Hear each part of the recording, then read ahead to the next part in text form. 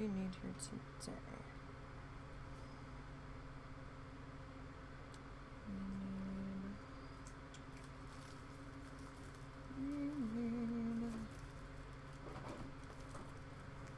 We actually need to pick up our bucket and look is what we needed. Alright, so we need glue.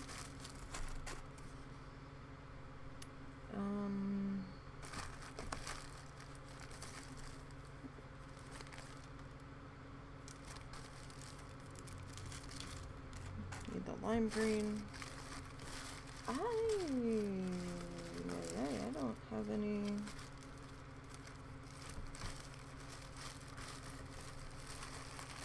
Really? No, we don't. Okay, that's fine. That's okay.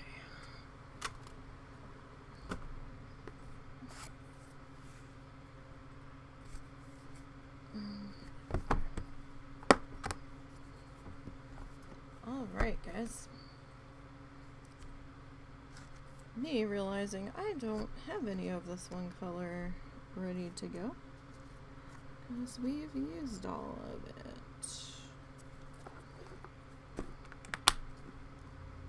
That's okay. Or we've just about used all of it. Ah!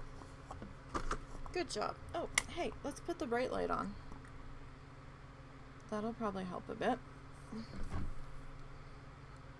There's just a huge dust cloud as I hit it. Alright. And now I can't see because my glasses are all fuzzy.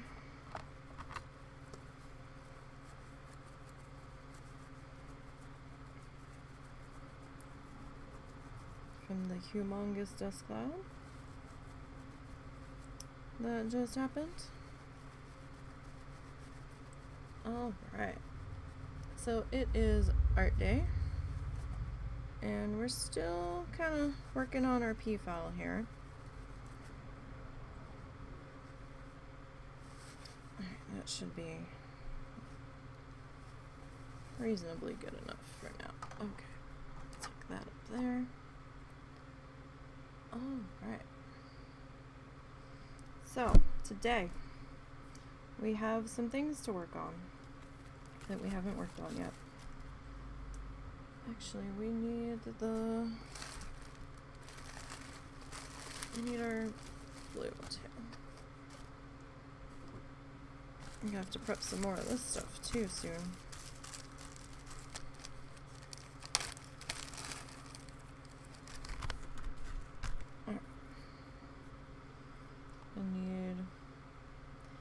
We're gonna need one of those for right now. I'm getting carried away. Alright. We may in fact need the unprepped pieces for this. We'll see. Alright, we have our glue. If I can get the lid off. There we go. Well, that went off really easy. Have to remember how to do that next time. Let's uncover our water cup. I have to keep it covered because the one cat keeps trying to drink out of it. Alright. Get our glue brush. Okay. That's good to go. I've got shit everywhere. Alright. So, we're gonna need some of our light blue.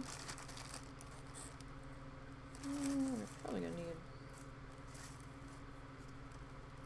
about yay amount. Set that over there, just so it's one less thing underfoot. Alright. So it is the weekend, it is Sunday. Hope everybody's weekend, who is still in the middle of their weekend, is having a good one. There was no Wild Challenges podcast yesterday, so I didn't get to see anybody. But I was elbow deep trying to get that mage to level 50, or get them ready to hit level 57. Whew. That's been mind-numbing. Mostly, especially this last level, because I was stuck in an area with green mobs, because I could kind of kill the orange mobs, but I was missing a lot, and the fights were taking so long that it was just starting to not be worth the effort. So we are doing this out of tissue paper. We painted a color key on from our reference photo. Unsplash is a good spot for reference photos. I use them a little bit. I haven't needed to go searching for anything specific lately, but we might be doing something a little different soon. We'll see. After this one, we might do a painting or two, and then switch back over to tissue art, just to break it up a little bit. We'll see. I'm gonna need another bottle of glue before we do another project. That much I know. But the glue's not that expensive, so I should have enough to be able to get one of those soon. Now, do remember that we don't play music while we're doing art, because I don't want to get my ass in trouble. So,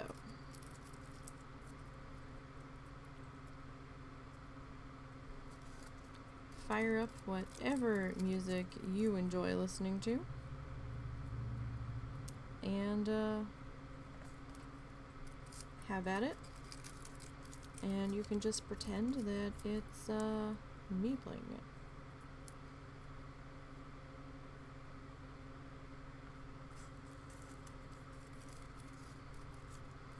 Alright, let's see if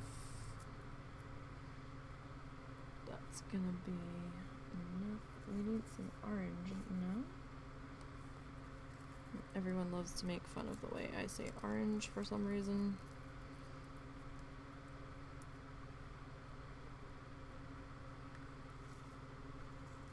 Orange colors are pretty,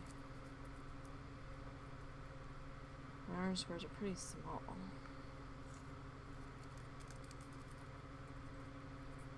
Kind of surprised they're quite so small. Didn't think I'd originally cut them that small.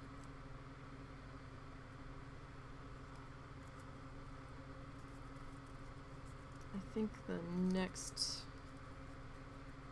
cutting session I do, they'll be a little bit bigger. The trimmer makes it go a little bit easier. I can get everybody a more uniform size than the way I was doing it. And the way I was doing it without the trimmer was painstakingly slow.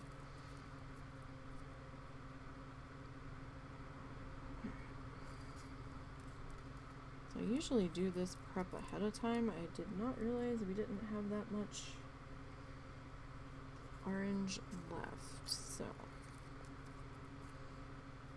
And the blue I haven't been prepping because we haven't really needed that much of it. Alright.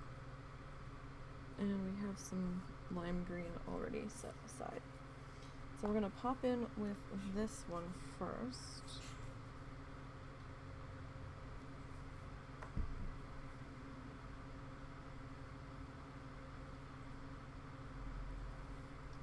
Now I'm not rinsing this brush just yet because we're only putting one piece down. We'll be putting more glue down here quickly enough. Sorry, I've got the paintbrush in my mouth. I usually stick the paintbrush handles in my hair. My hair's usually pulled back, so I'll stick it back in my ponytail, but because there's glue on this one, I don't want to get glue in my hair. Paint, I don't care so much. Glue is a little bit more of a, shall we say, sticky situation to deal with.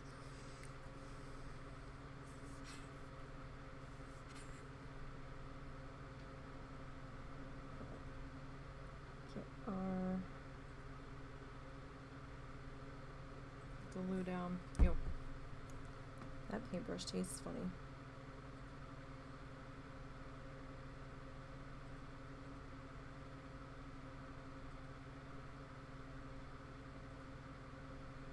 Why does that... Oh.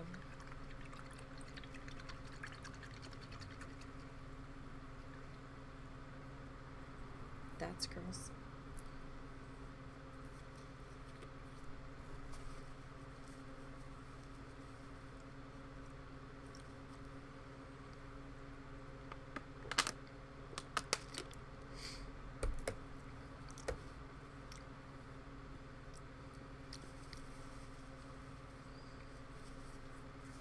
I think I got residue from my incense on it. Oh, that's gross. So I just happened to notice where it was sitting and where the smoke cloud of the incense burner is falling. It's almost as bad as drinking paint water.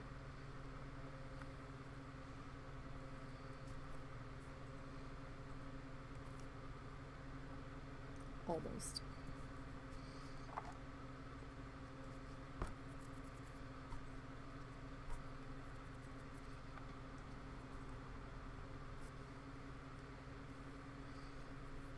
All right.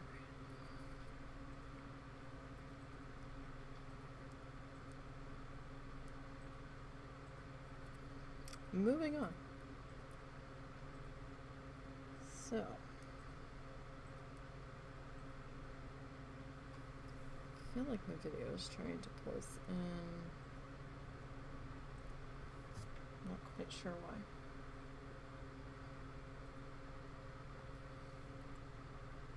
Alright. Not too sure about that one. That one might try to pop back up.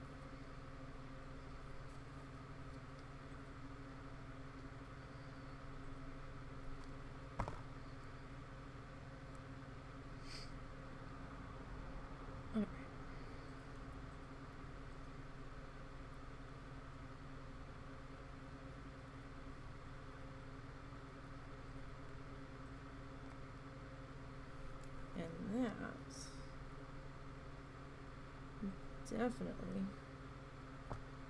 unfurled further than I was wanting it to.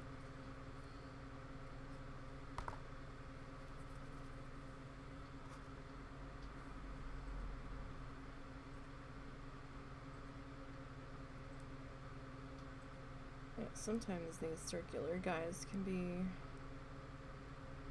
a little bit of a trial, but they're not too bad. Like, once you come to figure out how much fussing they need, it's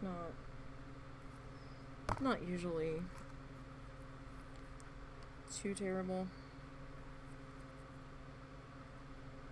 Usually.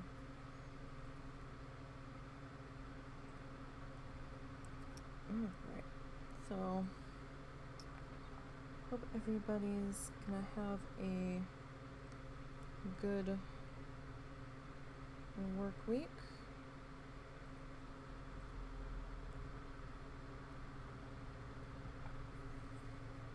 Hopefully.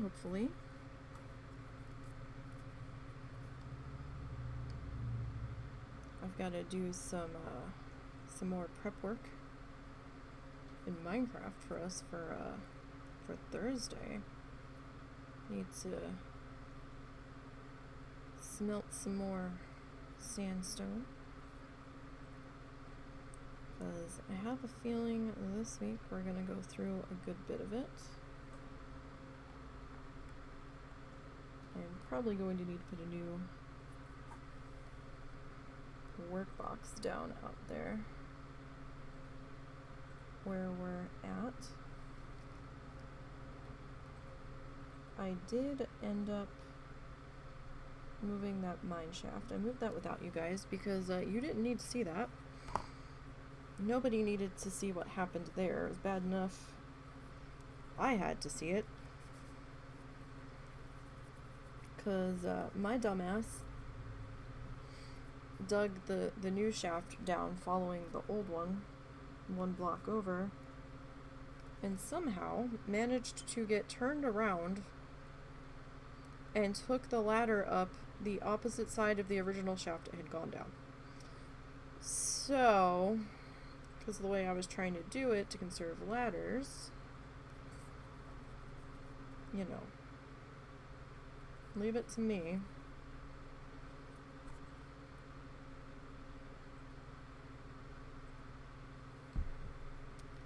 Leave it to me.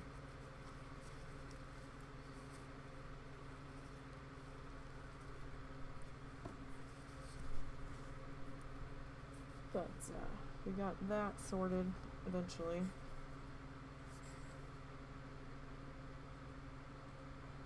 Did decide that we only really needed two entrances to the bottom level just to kind of finish it off, and then there's only actually one shaft going all the way down.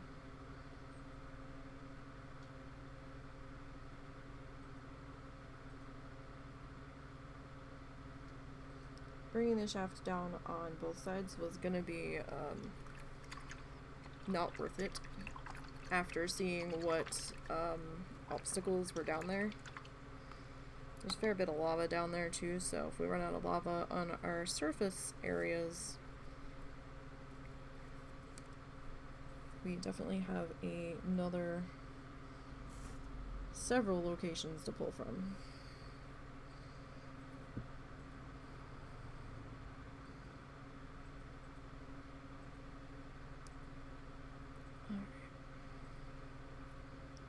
These little guys, these little pinwheel guys, are going to be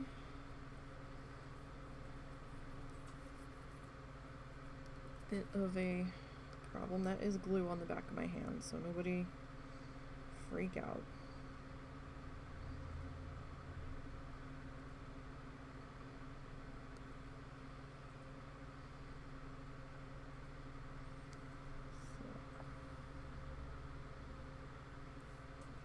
We ended up getting a healthy dose of glue off of placing that one down, so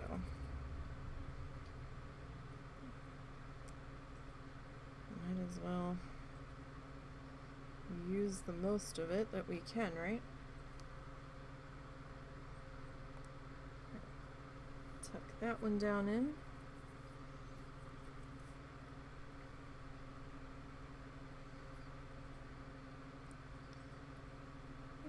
Okay.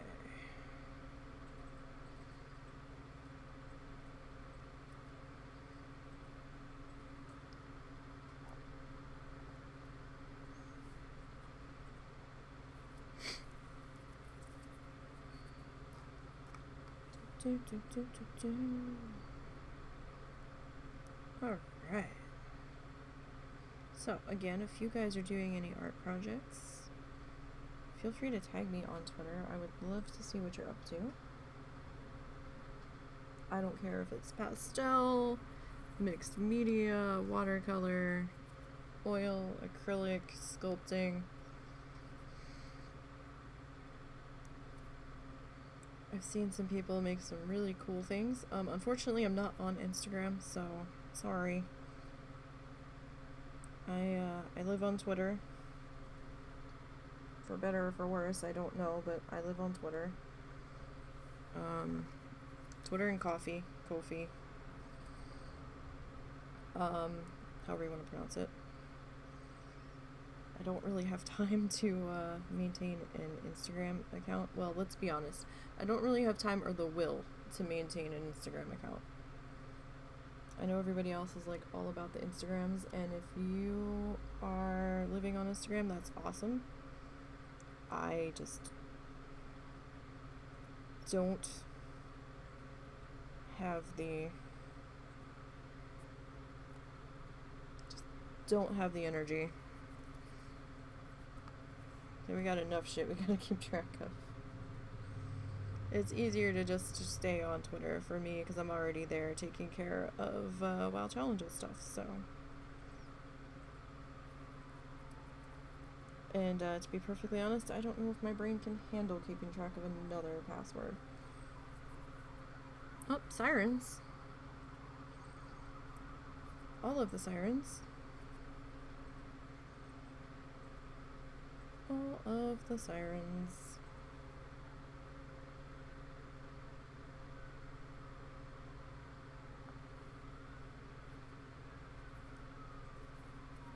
Where are they going? They sounded nearby, unless they turned. Like I said, I have earphones in, earbuds, so I only vaguely heard it. Oh, what the fuck just hit me in the head? Something just hit me. I think there's a fly in here. There is.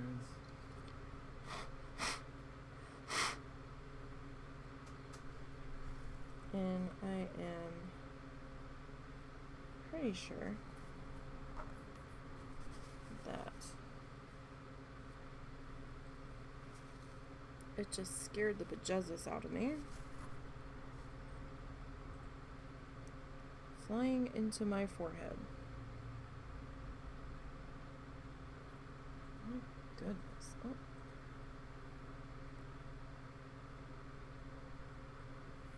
These guys are being a little unruly over there.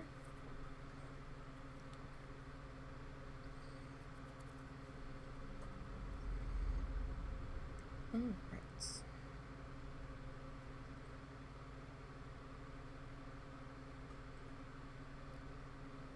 So I really haven't had any time to get too involved in any projects off stream. It's just been busy and I've just needed to focus on one thing right now, so I don't have anything extra to share with you guys right now, so sorry. The last two tissue paper projects are still up on Etsy. I did have a bunch of stuff come down, so I need to look at it and see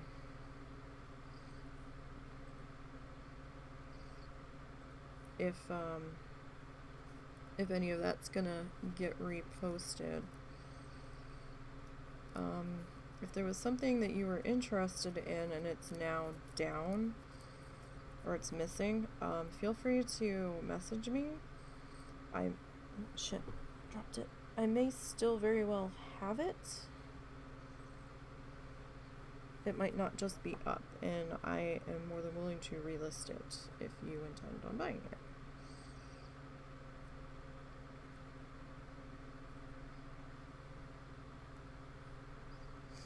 So I'm pretty sure we still have a lot of the, oh my god, that's somebody's bass from their car stereo. Holy shit. I still have quite a few of the magnets that we had done, following Bob Ross tutorials on the, 4-inch pieces of wood. I know that's kind of big for a magnet, but, you know, I thought they were cute.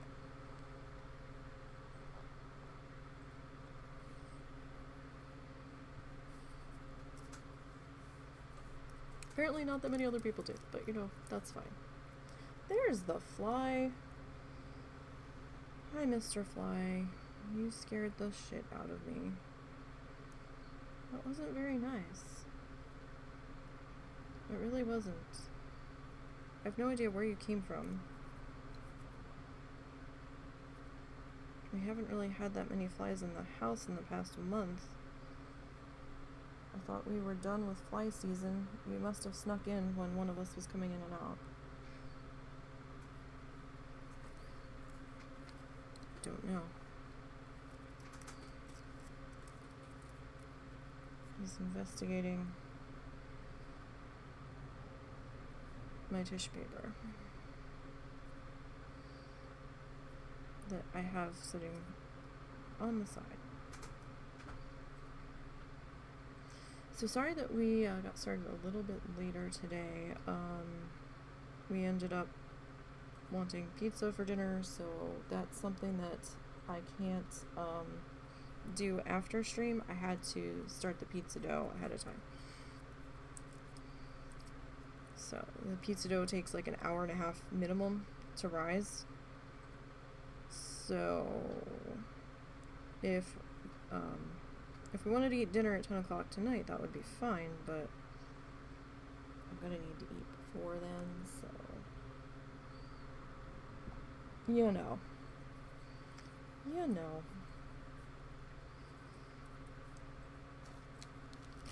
We had to get that going. We're gonna need some more green. Excuse you. No one invited you. You're crashing the party, Mr. Fly. And I don't appreciate it.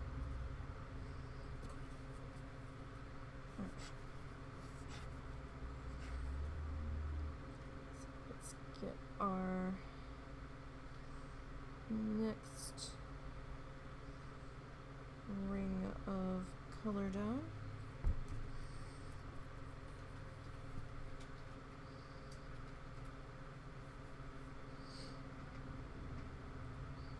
So this one we might have to make a little bit bigger. We might have to do 2 rows on this one. I mean, we've made some of these a little bit bigger over there, so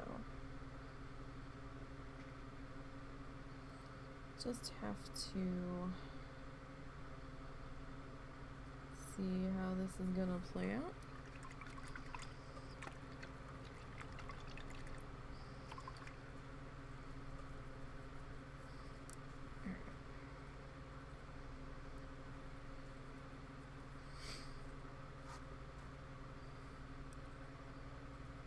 We will get this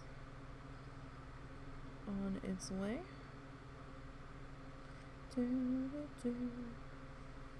Alright.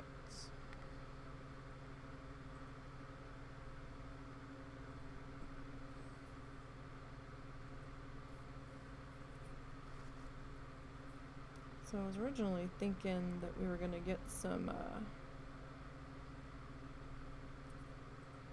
dark green in that spot, but probably not gonna get as much in as I was thinking, so I'll just kind of have to squish some pieces together and magic them in there. Mr. Fly, you've had your 5 seconds of fame. Get! Bitch! He landed on my nose. He's got a real attitude.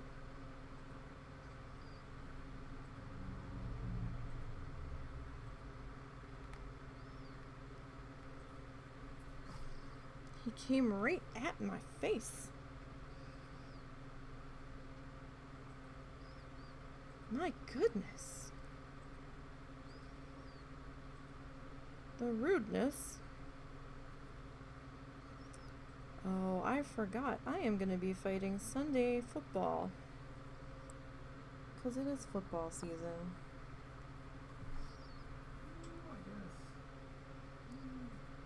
But that's okay.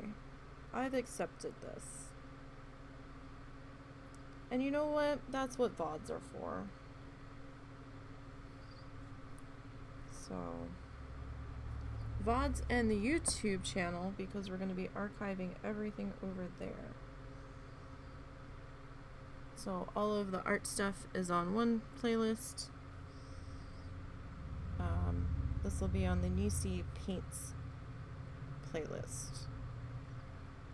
The WoW stuff is on the WoW Challenges playlist.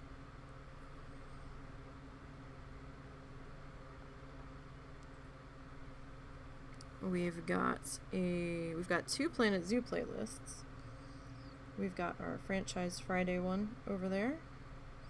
But we also have Flamingo Falls. Flamingo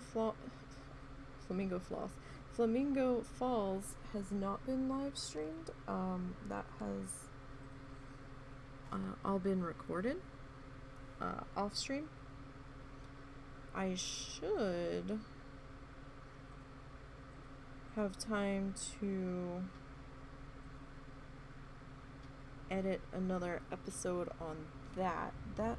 The new episode will probably be a bit shorter than the last one. So far we only have 2 installments on that. We have the entrance and the food court plaza for where you come in.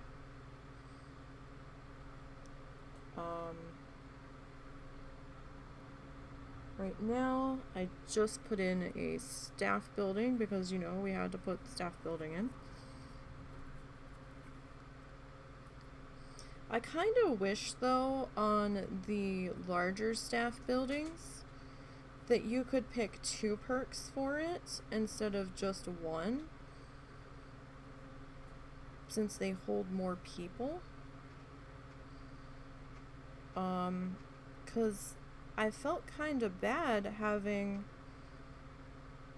only 1 perk for that size of a building. Like, it seemed like a missed opportunity to me. And then I'm like, well, shit. If I want to get all these staff perks, I mean, I'm gonna need a shit ton more staff buildings, I guess, in different areas of the park. But, it's gonna be a lot of staff buildings. So I might put some smaller ones in. Because, I mean, if you are trying to get all of the perks for all of your staff in close areas, like, you can't have somebody that works in the front of the park be going all the way to the back. But, yeah, I've only had the chance to put in 1 more building on that one.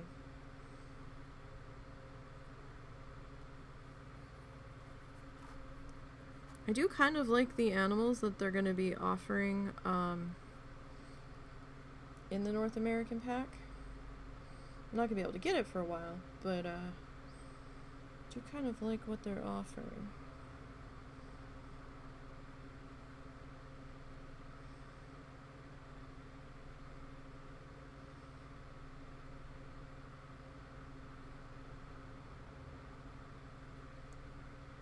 Should be interesting.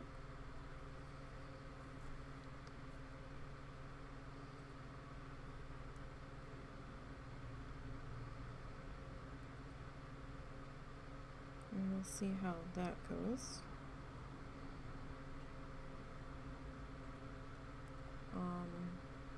Don't remember if I gave a proper Momo update on Friday. I was so tired.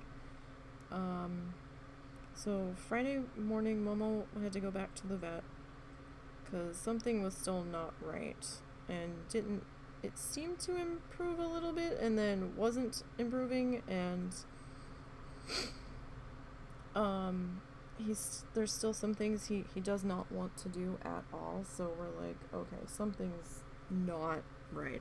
So he went back. We had to break down and do an x-ray this time, and he has, in the past, he's had a problem with a disc slipping, so we kind of thought that's what this was. It's actually worse than that. He actually has a compressed disc now, so, in his lumbar region, so we're like, oh, fuck me. So, he's on muscle relaxers and an anti-inflammatory and a pain pill for when he needs it for like the next 4 weeks. And then they want us to come back in 4 weeks so they can check on it, and I'm like, oh, okay. And then they're like, if it gets to where they don't like what they're seeing, or if he needs an MRI, we may have to go to Oklahoma, which is a 2-hour drive. And I don't know if that's gonna happen. Because I can't go with Russell. Because someone has to stay here with Zuzu. Because Zuzu will lose his ever-loving mind if we both vanish with Momo. And I guess the solution would be to bring Zuzu with us. Yeah, for that we'd have to bring him. Because Russell would need some sort of help with Momo in the car. And, you know, with toll money and that kind of stuff. Because this vet that we went to suggested we take him, if we need to do the MRI, to a veterinary teaching hospital in Oklahoma, because the price of the MRI might be a little bit cheaper. So we don't know if it's going to come to that. We really hope it doesn't come to that. It might just end up being a thing where we just have to manage his situation. And, you know, we asked them some questions ahead of time about, you know, quality of life and that sort of stuff. And they said, well, whenever he stops being interested in things, because he is getting up to go eat. Well, no, he's getting up to go potty. He doesn't want to go outside to go potty because that's a little too far for him to deal with. But we have potty pads near where his bed is in the next room, and he's more than happy to get up and go pee on those, so that's fine. He's still all sorts of excited and interested in food of the human varieties, so we know things that gets him going. So they're like, when he stops being interested in that, then it'll be maybe time to reevaluate the situation again. But for now, we're just kind of in keep puppy from moving around too much, so he doesn't injure himself too much further, and trying to keep Zuzu from getting in the dog bed and laying on top of his brother, because Zuzu is a much tankier little dog. He's a bit heavier. He's built a bit differently. That is glue on the back of my hand that I just saw all wrinkled. It's not like anything weird, so let me just scrape that off before somebody has a conniption fit. There we go. But yeah, so it's been interesting. At night we've been, since the husband has to sleep in the other room because of the cat that we have to keep separated from the rest of them, or from one cat in particular. Two of the cats do not get along, so the one kind of hangs out in another room, and we swap them out during the day, and, you know, give one a chance to be out with everybody else, and then put the problem cat in there for a while, and everything. We found a system. It works. It's hard on us, but it works. But both cats have bonded to us at this point, so we don't want to just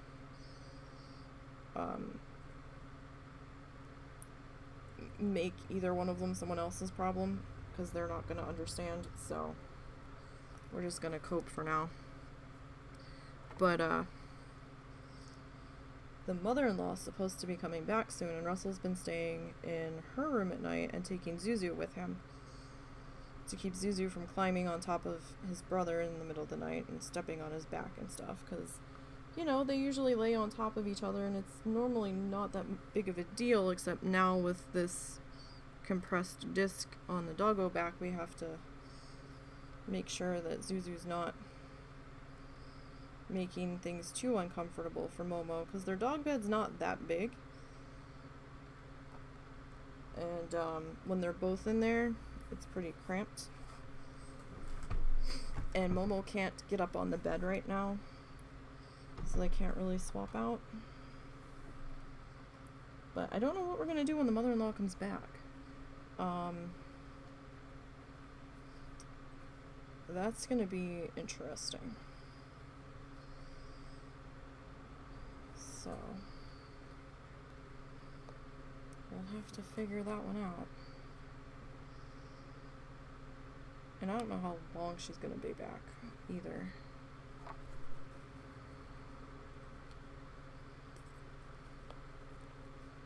She hasn't said.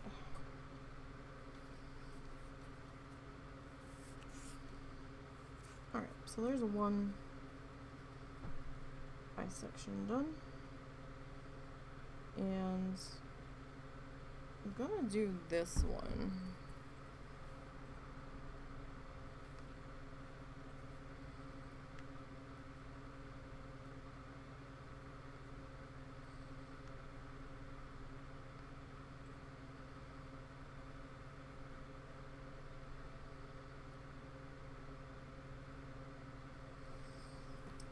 So I think after we get this one in place, then we'll start to come back in and we'll do the dark green in that section. I think we're not going to worry about this one right now. Who got up? Okay.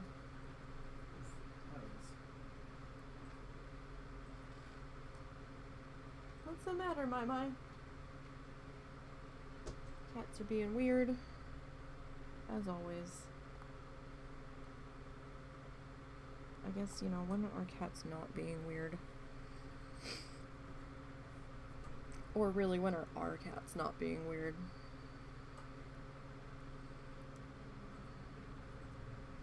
I'm not sure if you guys can see that. Do I need to zoom in further? I feel like I need to be more zoomed in.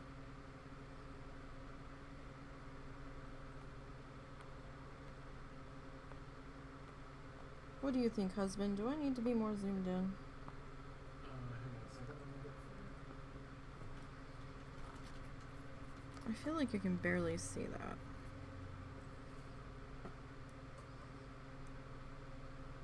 Boy, you're fine. Am I? Yeah. Okay. It just felt really far away, but then again, my preview screen is really small.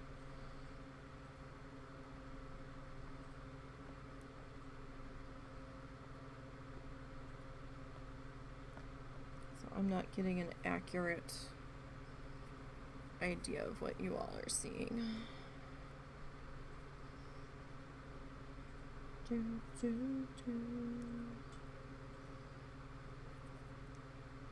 All right.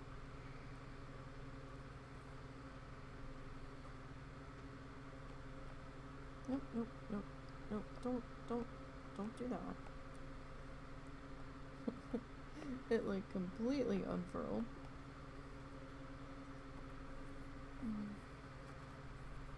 It did not want to be a team player.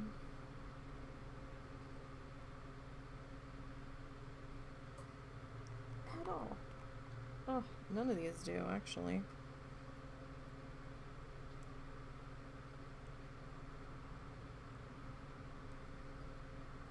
None of them are having it. They're just like, no. I do what I want. Probably needed to put a little bit more. So implement hit the microphone, because we're professionals. And I moved where my mic was sitting.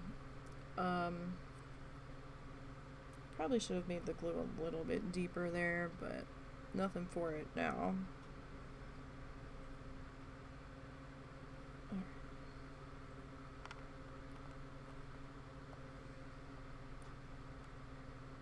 Probably get one more of these guys in there.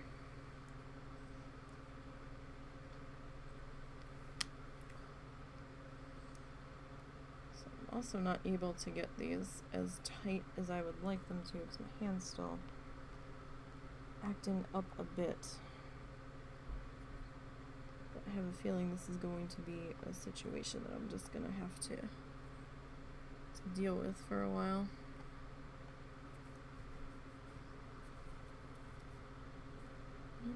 Don't lift up. Okay. Let's work on getting that next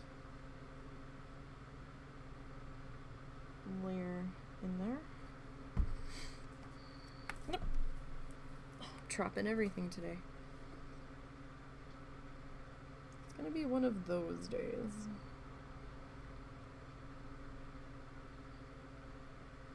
It seems. So, yay! And that's probably a little too much, but we'll see. Alright, remember rinsing the glue out of the brush, because those are things that need to be done if we still want to have a functioning brush. I mean, I'm not going to use it for anything else aside from glue at this point, glue and sealant, but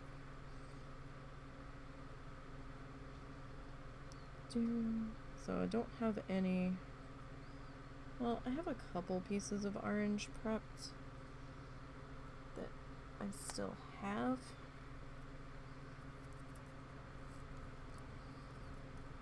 But don't think it's gonna get us all the way around this circle. So I'm just gonna kind of let them hang out where they're sitting.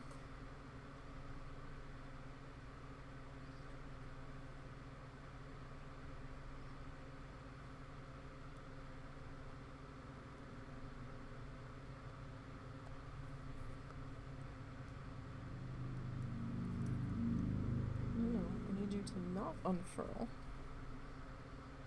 Thank you much.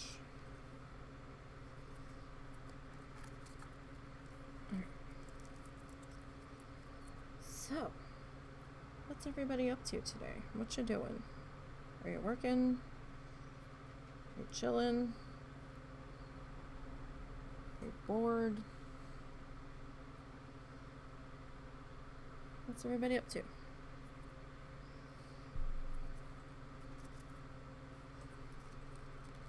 What you doing?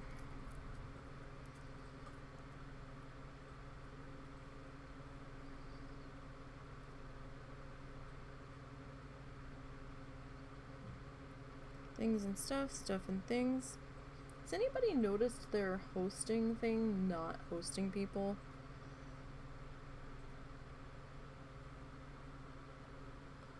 Because I feel like the past few times we've gone live, I haven't been hosting anyone, and I feel like I should have been. Even when I'm not live, like, nobody's being hosted. Like, when I go to check in on a day that I don't normally stream, and I know some people on my host list are streaming, but I don't see them up, so I find this interesting.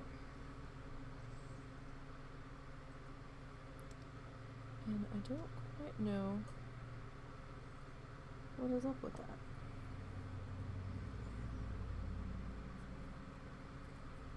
Unless Twitch is working on things to deal with other issues going on. And they're just not saying they're working on it. That's possible.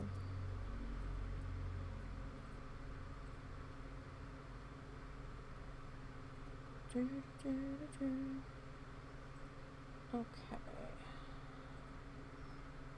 So.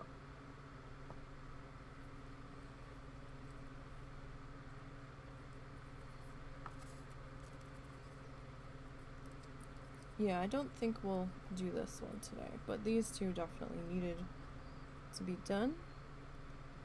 So I think after we're done this part,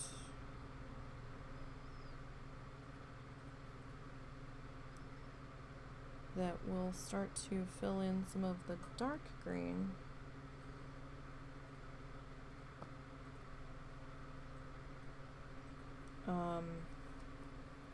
In here.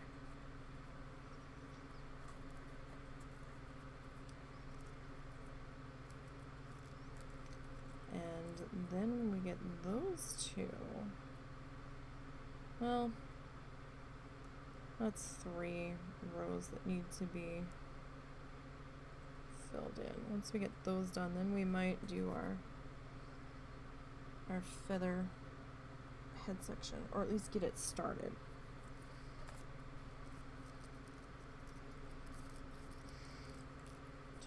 Okay.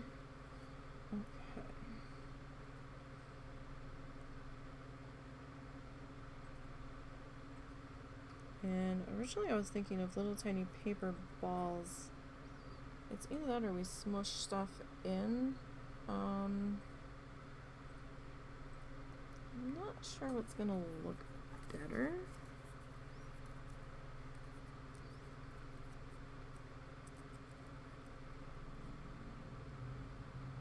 I mean, we could smoosh and then it might look a little more feathery.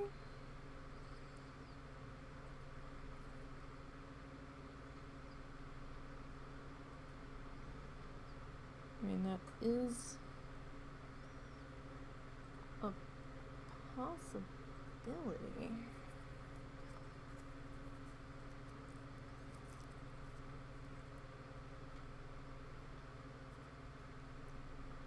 I was originally thinking we were gonna have to do little paper ball thingies.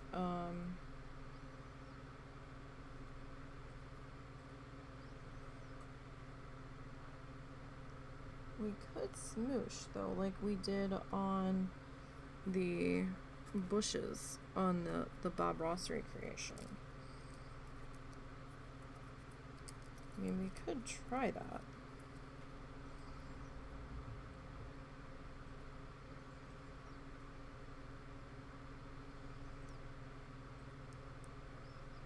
We'll have to think about that for a minute.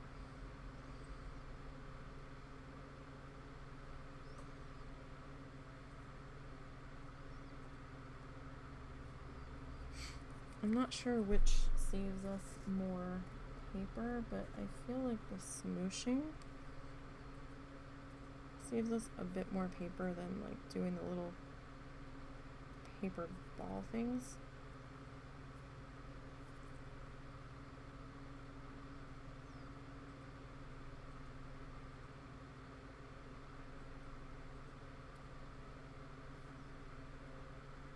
I have to see what the colors look like.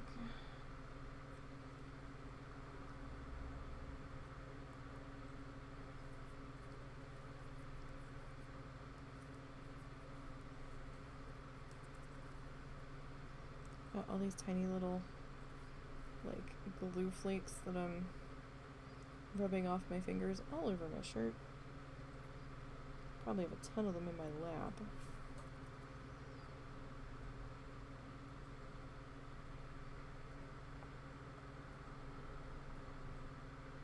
I usually use the Stylus, but for this part, it's really hard to get the Stylus in there. So, since I already have to kind of hold the circular shape until we get it in place there anyhow. We don't have that many more to go, so I think we might be able to use this stuff, a couple of pieces remaining. in this pre-twisted one. There's only like 5 of it left. Maybe 6. Alright. Shell. We'll put this one in. I'll clean up my fingers real quick, and then we'll pop back into the green. Alright, so it's always good to stop and check on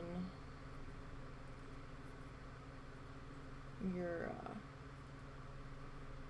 finger situation. Make sure you don't have too much glue.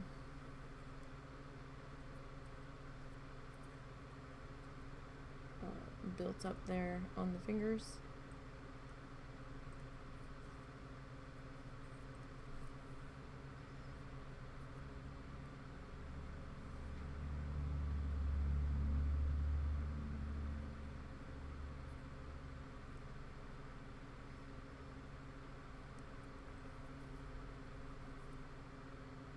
Alright. So how much do we still have in our lime green?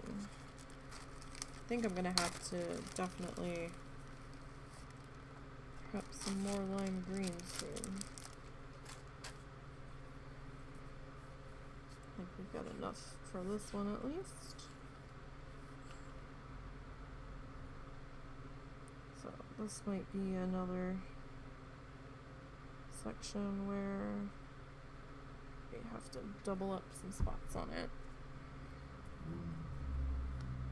We'll see how this goes. I probably got a little too much glue down here.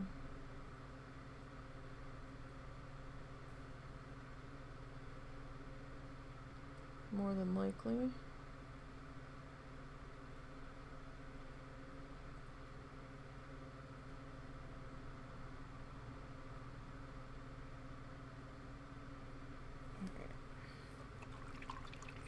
Again, we'll clean our brush up really good. Make sure all of the glue's out of it, and then we're gonna be doubly sure and blot it on a paper towel. It will help the bristles dry out a little bit faster, so that way it's ready to go when we need it again. Okay. Sorry if my hands look funny. I have like a seasonal, not really seasonal, but when my allergies kick off real bad, it shows on my hands, and my hands start peeling, and there's not a whole lot I can do about that. I can't just throw lotion on it. It doesn't do anything. It's like a form of eczema.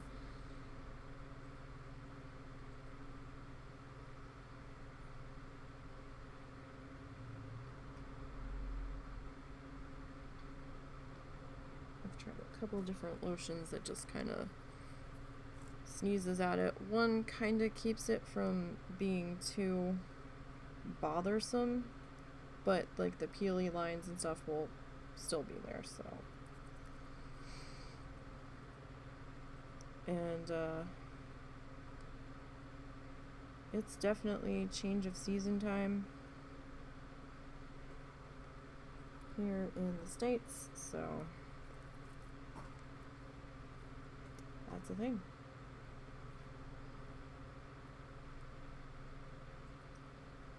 Alright. We've been doing pretty good on this guy, I feel like.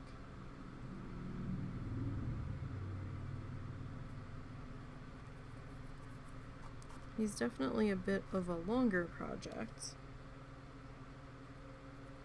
I still think our desert one was probably a little bit longer. You guys didn't actually see that one on stream. That was a speed paint. I recorded it I recorded for for the YouTube channel, so that one's up over there.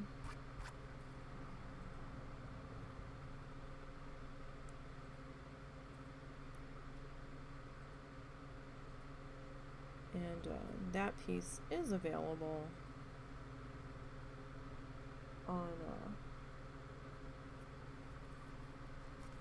on the Etsy shop. It should still be listed, I think.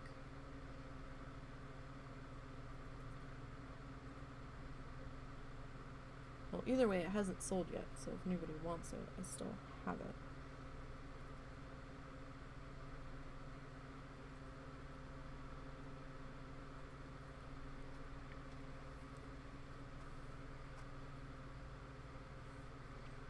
All right.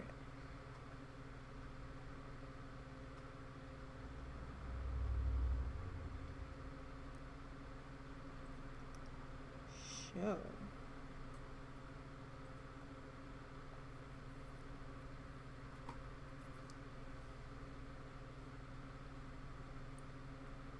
We are moving and a grooving.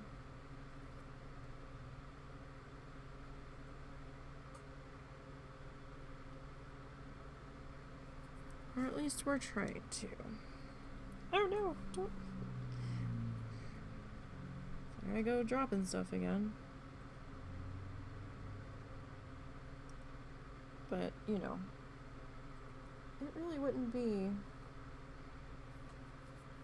an easy art stream if I wasn't dropping shit to some degree, would it?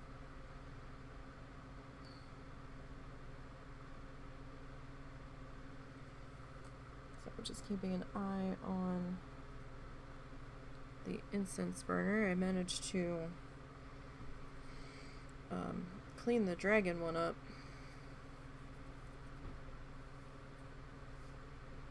And I've been using that one recently.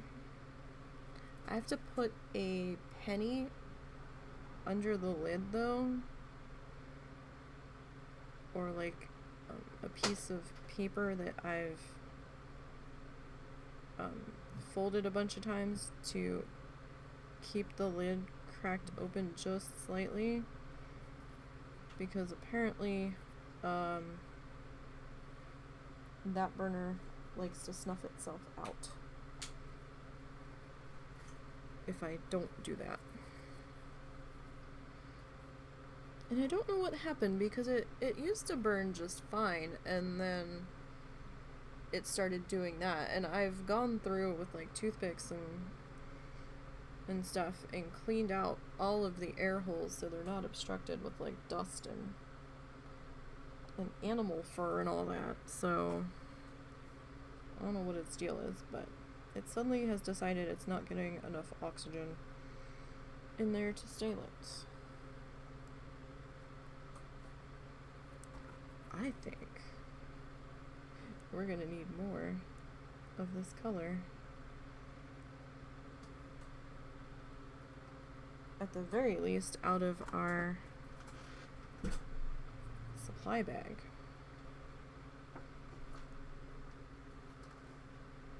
At the very least.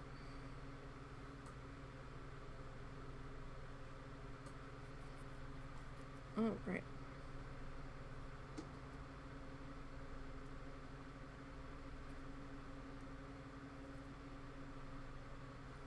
Ooh, I also had a really tough time waking up. I woke up at like 8:30, 9 o'clock. Because I had to pee. Something terrible. And Zuzu had rejoined me in bed, so husband had gotten up. And I got up to pee, decided I could not function yet. I was like, yeah, okay, we're going back to bed for a little. Switched out the ice packs for my hand, and went back to bed and woke up in a really super weird position where I was on my back, and I can't normally sleep on my back because of my neck. Whenever I sleep on my back, I usually end up with a terrible headache. but I was on my back and my one arm was like half thrown over my head, and I was super disoriented when I woke up, and I'm like, I don't feel right. And my arm was kind of, it wasn't really numb, but it wasn't really pins and needles, but it felt funny. Maybe it was about to go pins and needles, but it wasn't quite there. I don't know, like when I was trying to maneuver it around to turn over, it felt like I didn't have full control over it. It was bizarre. I'm like, how did I even get in this position? Like, I was on my opposite side when I fell asleep, I thought. I was very confused. And then I fell back asleep for a little bit longer, and still felt a little disoriented when I woke up the last time. I was like, yeah, I've got to get up. We've got things to do. I've got pizza dough to make. And when I woke up that time, I was like, where's the husband? He's not in here. What is he up to? And apparently he was making,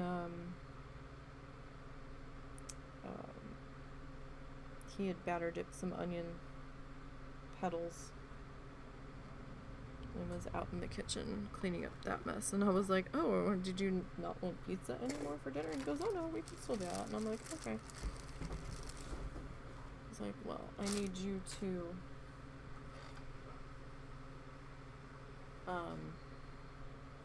do some dishes for me then, because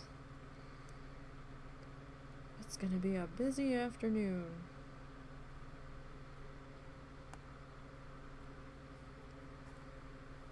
I hate doing dishes before dinner because I'll fill both drying racks that we have, and there'll be no more room, and I'll still have a few things left in the sink, and I'm like, okay, well, I can't, set out towels on a counter surface somewhere to finish up the last of this, so I'll have to get that tomorrow, and then I'll be thinking, okay, well, I made a pretty good dent in what we had in the sink, and then my mom will make dinner. If the husband's not eating with me, sometimes he'll make dinner, and then I go out to make my dinner, and then I look at the mess in the sink, and I'm like, God damn it. It'll look like I didn't even do any dishes like an hour and a half earlier, and I'm just like, why? Needless to say, we don't have a dishwashing apparatus that runs off of electricity. I am the dishwashing apparatus. Sometimes the husband, occasionally. But he's not always up to doing the dishes, so it usually falls on me, so I'm like, I never leave this kitchen. But with the mother-in-law coming back soon, I'm like, oh good, more dishes. Good. Because my mom and his mom, so for reference, Russell and I live in this house. My parents live in this house. And Russell's mom lives in this house. We all live in the same location. Financial reasons, mostly. But she's not here half the time anyway, so she's been in New Hampshire or Oklahoma with various sisters for like the past year and a half, I want to say.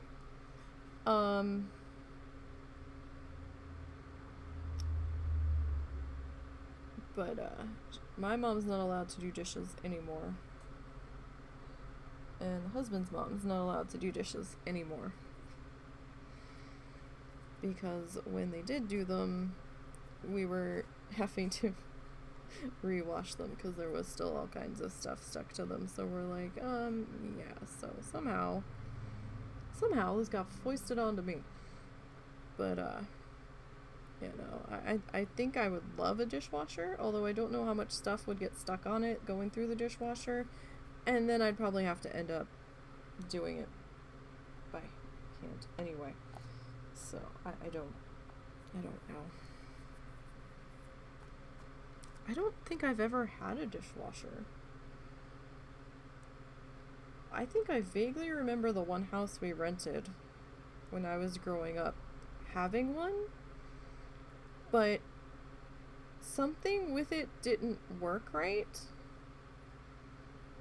or it wasn't draining water right, and it like flooded the kitchen or something, or there was all kinds of water constantly sitting in the bottom of it, and it just wasn't that big of a deal to my mom, so she just started washing them by hand. I don't ever remember us using it that much.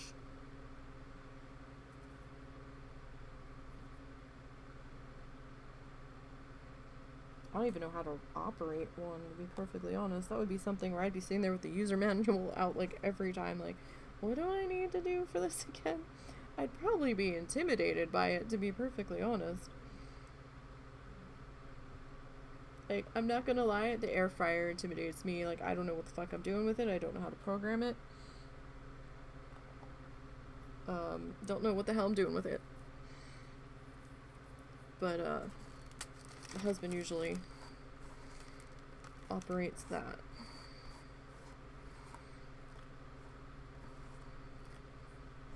Although we don't really use it that much. Like, we'll occasionally cook french fries in it,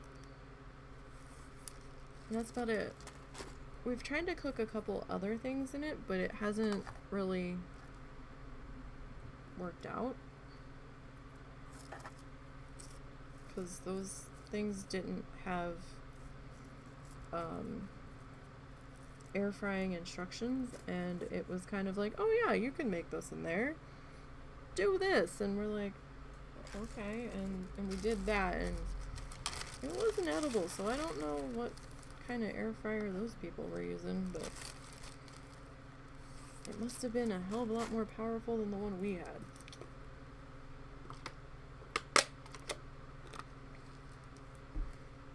Sorry, that was my water bottle. Okay. Crinkle, crinkle. So, let's... You alright? Yeah. Did something fall? No, yeah, Peabot knocked something over, scared the hell out of himself and my mic. You're okay, my sir. You're okay. Like, it sounded like you were taking the trash out, and I was No, like... he knocked over his boxes. Oh, okay. I was very confused. I was like, what the hell was that noise? Alright, I've got glue stuck to my fingernail. It's just tacky glue. It'll be removed easily enough, but it's distracting.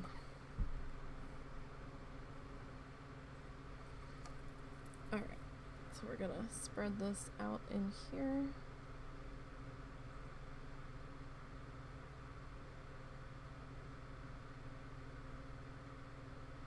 This section squared away. Remember with the green, the dark green, I'm trying to work in smaller bits, because we've got the sand underneath, and it's kind of trying to absorb things. Yeah, let's try that.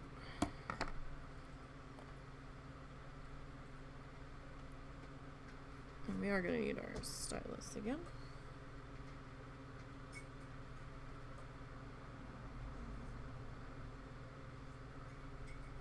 Okay, I wasn't sure what lengths we were needing to deal with here. But I think we're actually a little big. Eesh. Okay. So that needs to be... let's try that. I try not to cut my finger.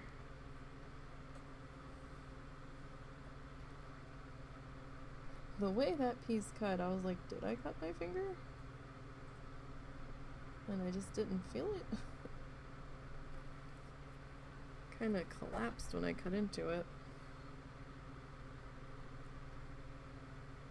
Alright, so this doesn't have to be perfect coming up onto the edge there, because this section's gonna get done still. We still haven't touched that part yet. So let's see, maybe there, and say there. Okay. Alright, and I'm not making these cuts very precise, I'm just kinda... Does it look like it's gonna fit? Like, I'm not sitting here with a ruler measuring it out, so...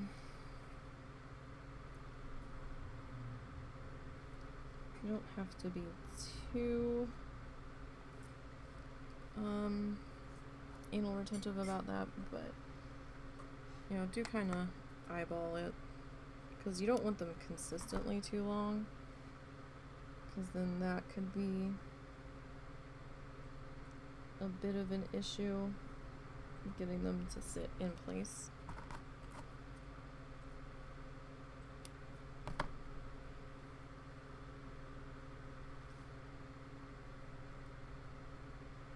But if it's just a little piece sticking out, sometimes you can just kind of tuck the little tail in there.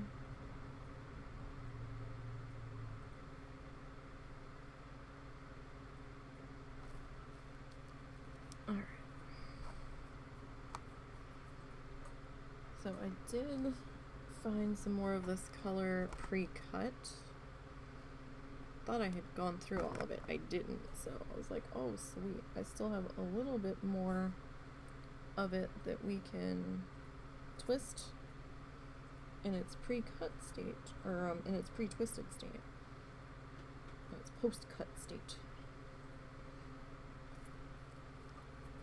So I'm still not completely sold that we're gonna have enough to get done this side. I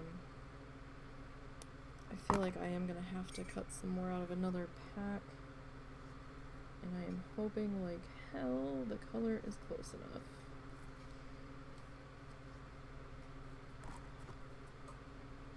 Because I'm not sure it's gonna be, but we'll have to see.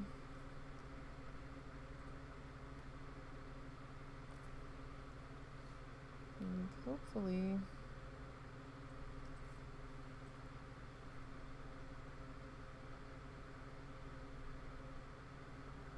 that light likes to blink a lot for something that I thought was an LED bulb. This fascinates me.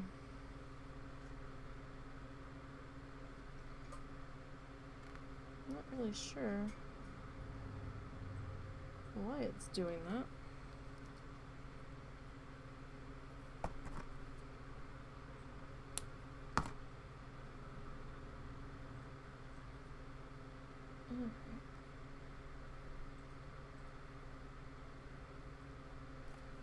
I think I need one more teeny tiny little nub.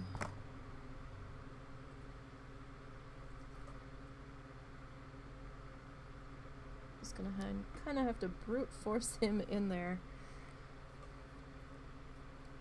because that space super tiny.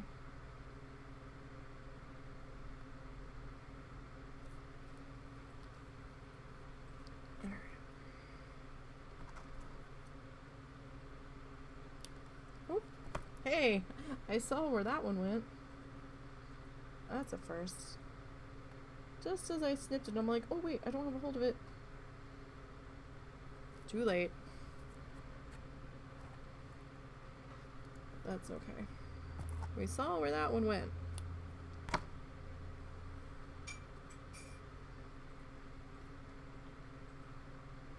Which is more than I can say for most of them. So hopefully this camera angle's doing okay for you. We had to raise my monitor up a little bit higher again.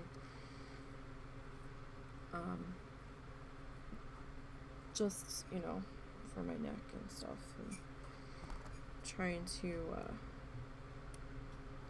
raise my head up a bit.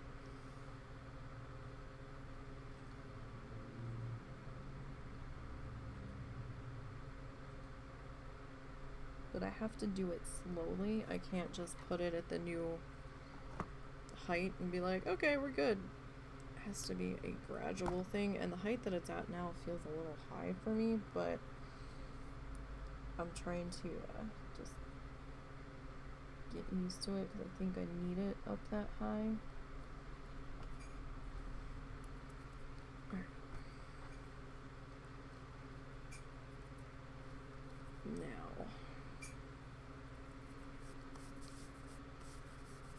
Next, let's get this section in here. This section's gonna be a little bit trickier, I think.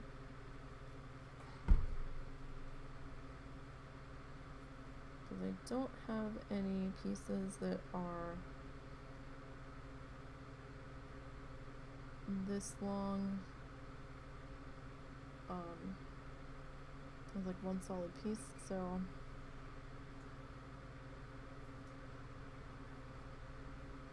gonna have to see what we can do over here.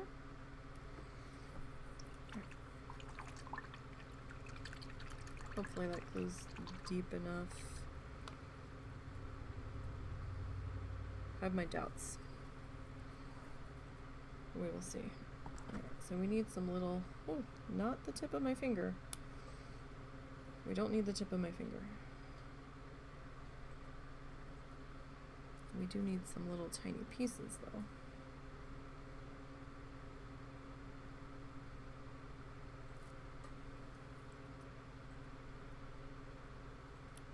So we do need some of these little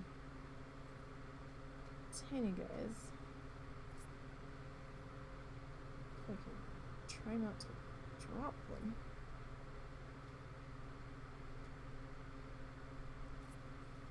Alright.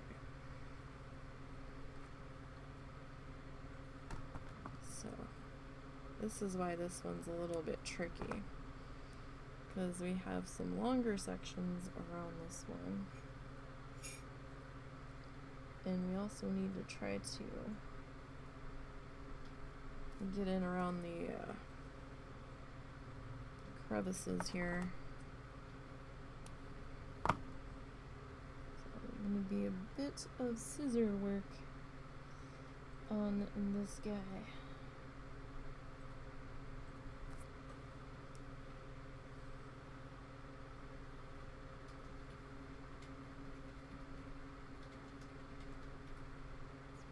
Smush that in there.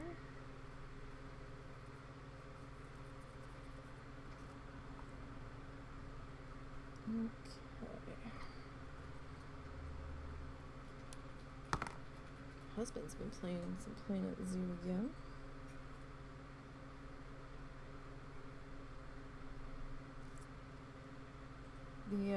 The other night after I had finished stream, I think it's Friday it was,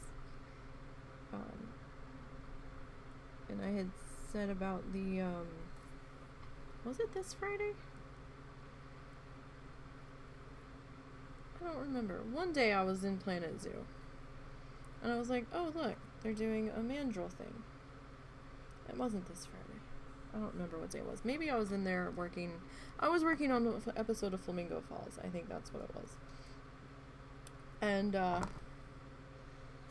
was like, oh look, they're doing a mandrill breeding thing. He goes, oh really? I was like, yeah. I was like, is that the sound of you wanting to play? He goes, well, I don't want to take it from you. because we only have the one copy, so we're playing on the we use Family Library on Steam. So some stuff we only really need one copy of a game for. And I was like, well, I don't have to be in there right now, and I'm about to go make dinner and work on some other stuff. I've gotten a little bit done. So it seems kind of silly for me to hold it hostage while I'm doing dishes. So let me go save and exit out, and then you can have it. And he goes, okay, cool. So I did all that. Told him he was good to go.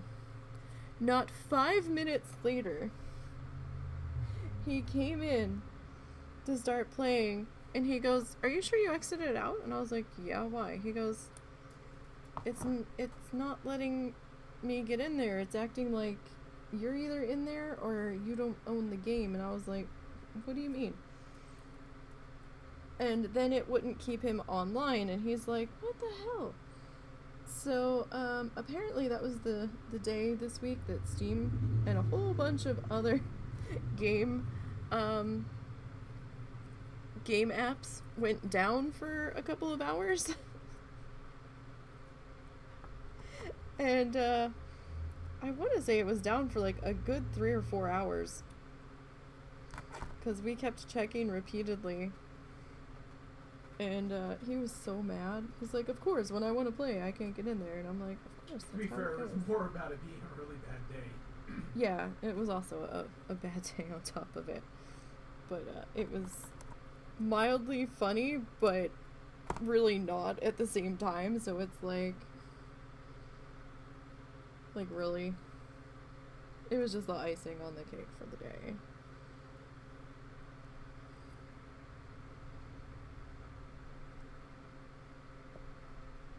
And I kept checking on it periodically. I think that day I went and was sticking around in Minecraft or WoW or something, because I had to get some shit done, but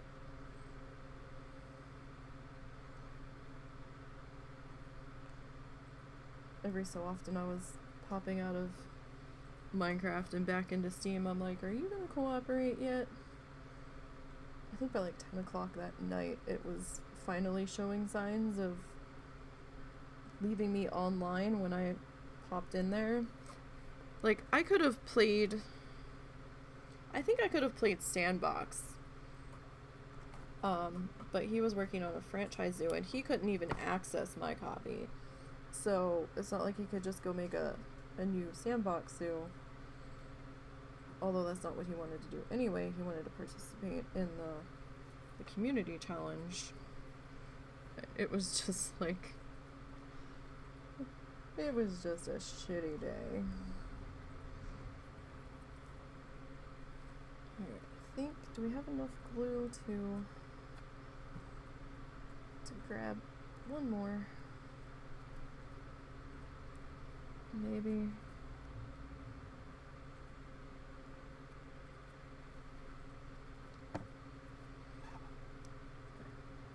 This is a little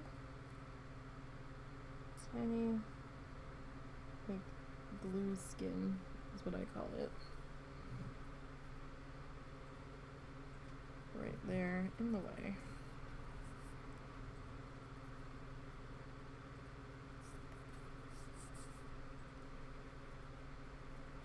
Alright, just making sure that I'm not completely covered in glue before we move on to the next part.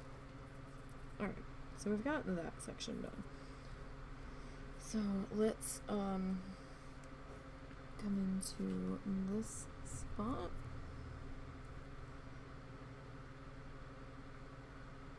This next section around our little headpiece.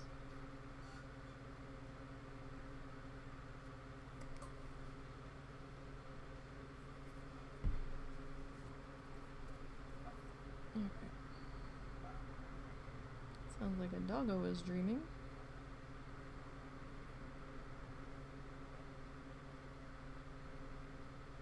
At least I hope that's what that was.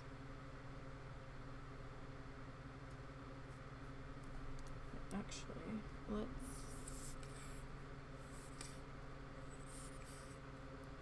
Come on, Glue, you were just right there.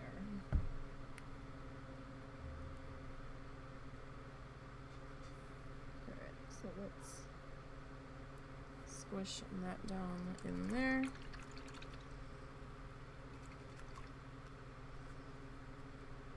Oh, you know what I want to get? I want to get one of those paint pucks. Really bad. But they're also a little expensive. They're not in my budget anytime soon, but I definitely want to get one at some point. Okay, so that was a little big to cram in there. It would seem. I was like, oh no, this is fine. This will fit.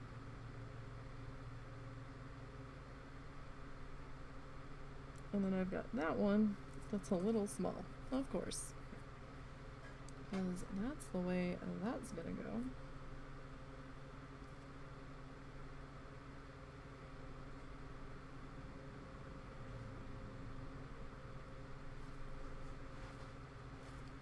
Alright, but that's okay, because we can make that work.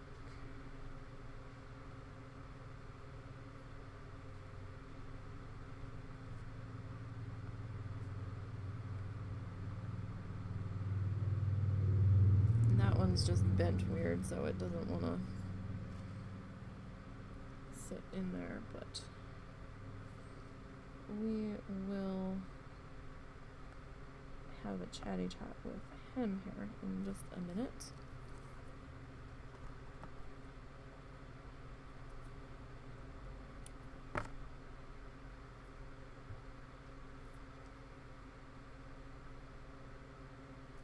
I'm gonna have to cut some pieces here just to help fill in this other side here. Sometimes you just gotta get your hand in there and smush it down. That's just what you gotta do. What you got to do is get messy sometimes.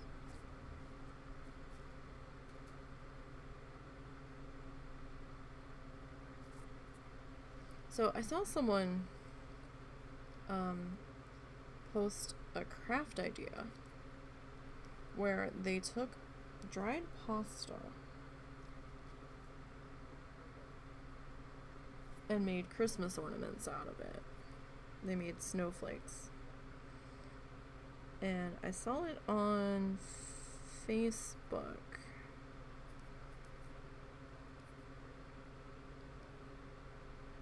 But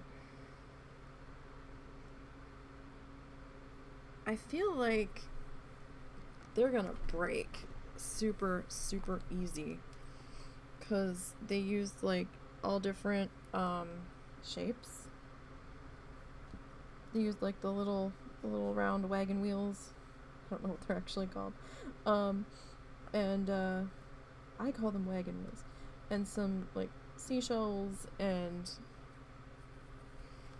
just like other shapes, and it looked so delicate. I have no idea how they glued it together. And I'm sitting there looking at it, I'm like, that's really cool and all, but is it even going to survive one season? And then I kind of was like, you know what? That would be kind of cool, actually made out of real seashells, and might not be as brittle. It would have to be like the tiny seashells. I mean, it'd be a little difficult to do because you won't have the same shapes in the seashells, but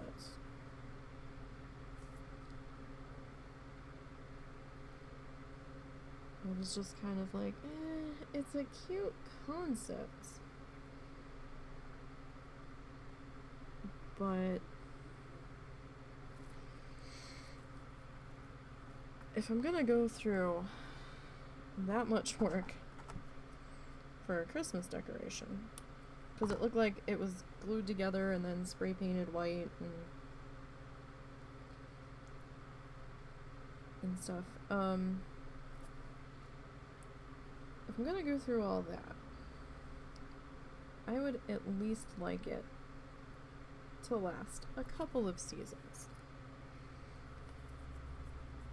And in this house, that would not be the case.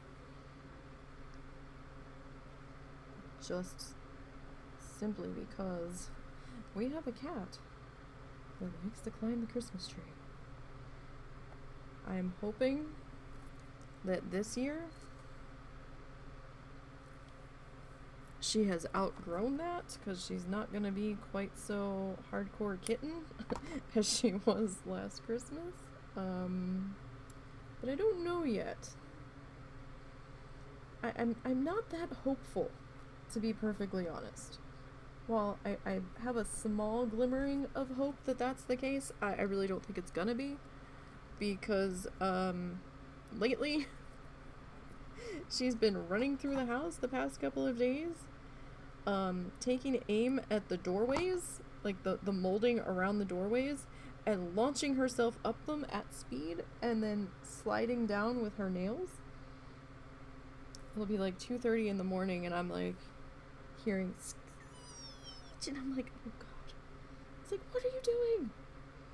She's like, meow. I'm like, okay. Alright. So long as I know the noise was you. Oh god. That brings us to another story. So, the husband has hermit crabs, for those that are new here. We call them his therapy crabs. His mental health crabs. So, his emotional support crabs. So we have 4 of them, and they're in one of my old 29-gallon fish tanks, which we have sitting on a stand.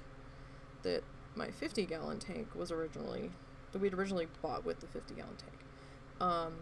50-gallon tank's out in the shed. When we last checked on it, it still seemed like it was intact and not cracked or anything. So we're gonna end up eventually shifting the crabs over to the 50-gal. But in the meantime, they're in the 29. Well, the husband has some fake plants that he had picked up from the dollar store that we had for an art project that we thought we were going to need them for, and we didn't end up using them. I think we were there, we had a little extra money, and, we were just like, oh, this, we might use this for something, let's grab it.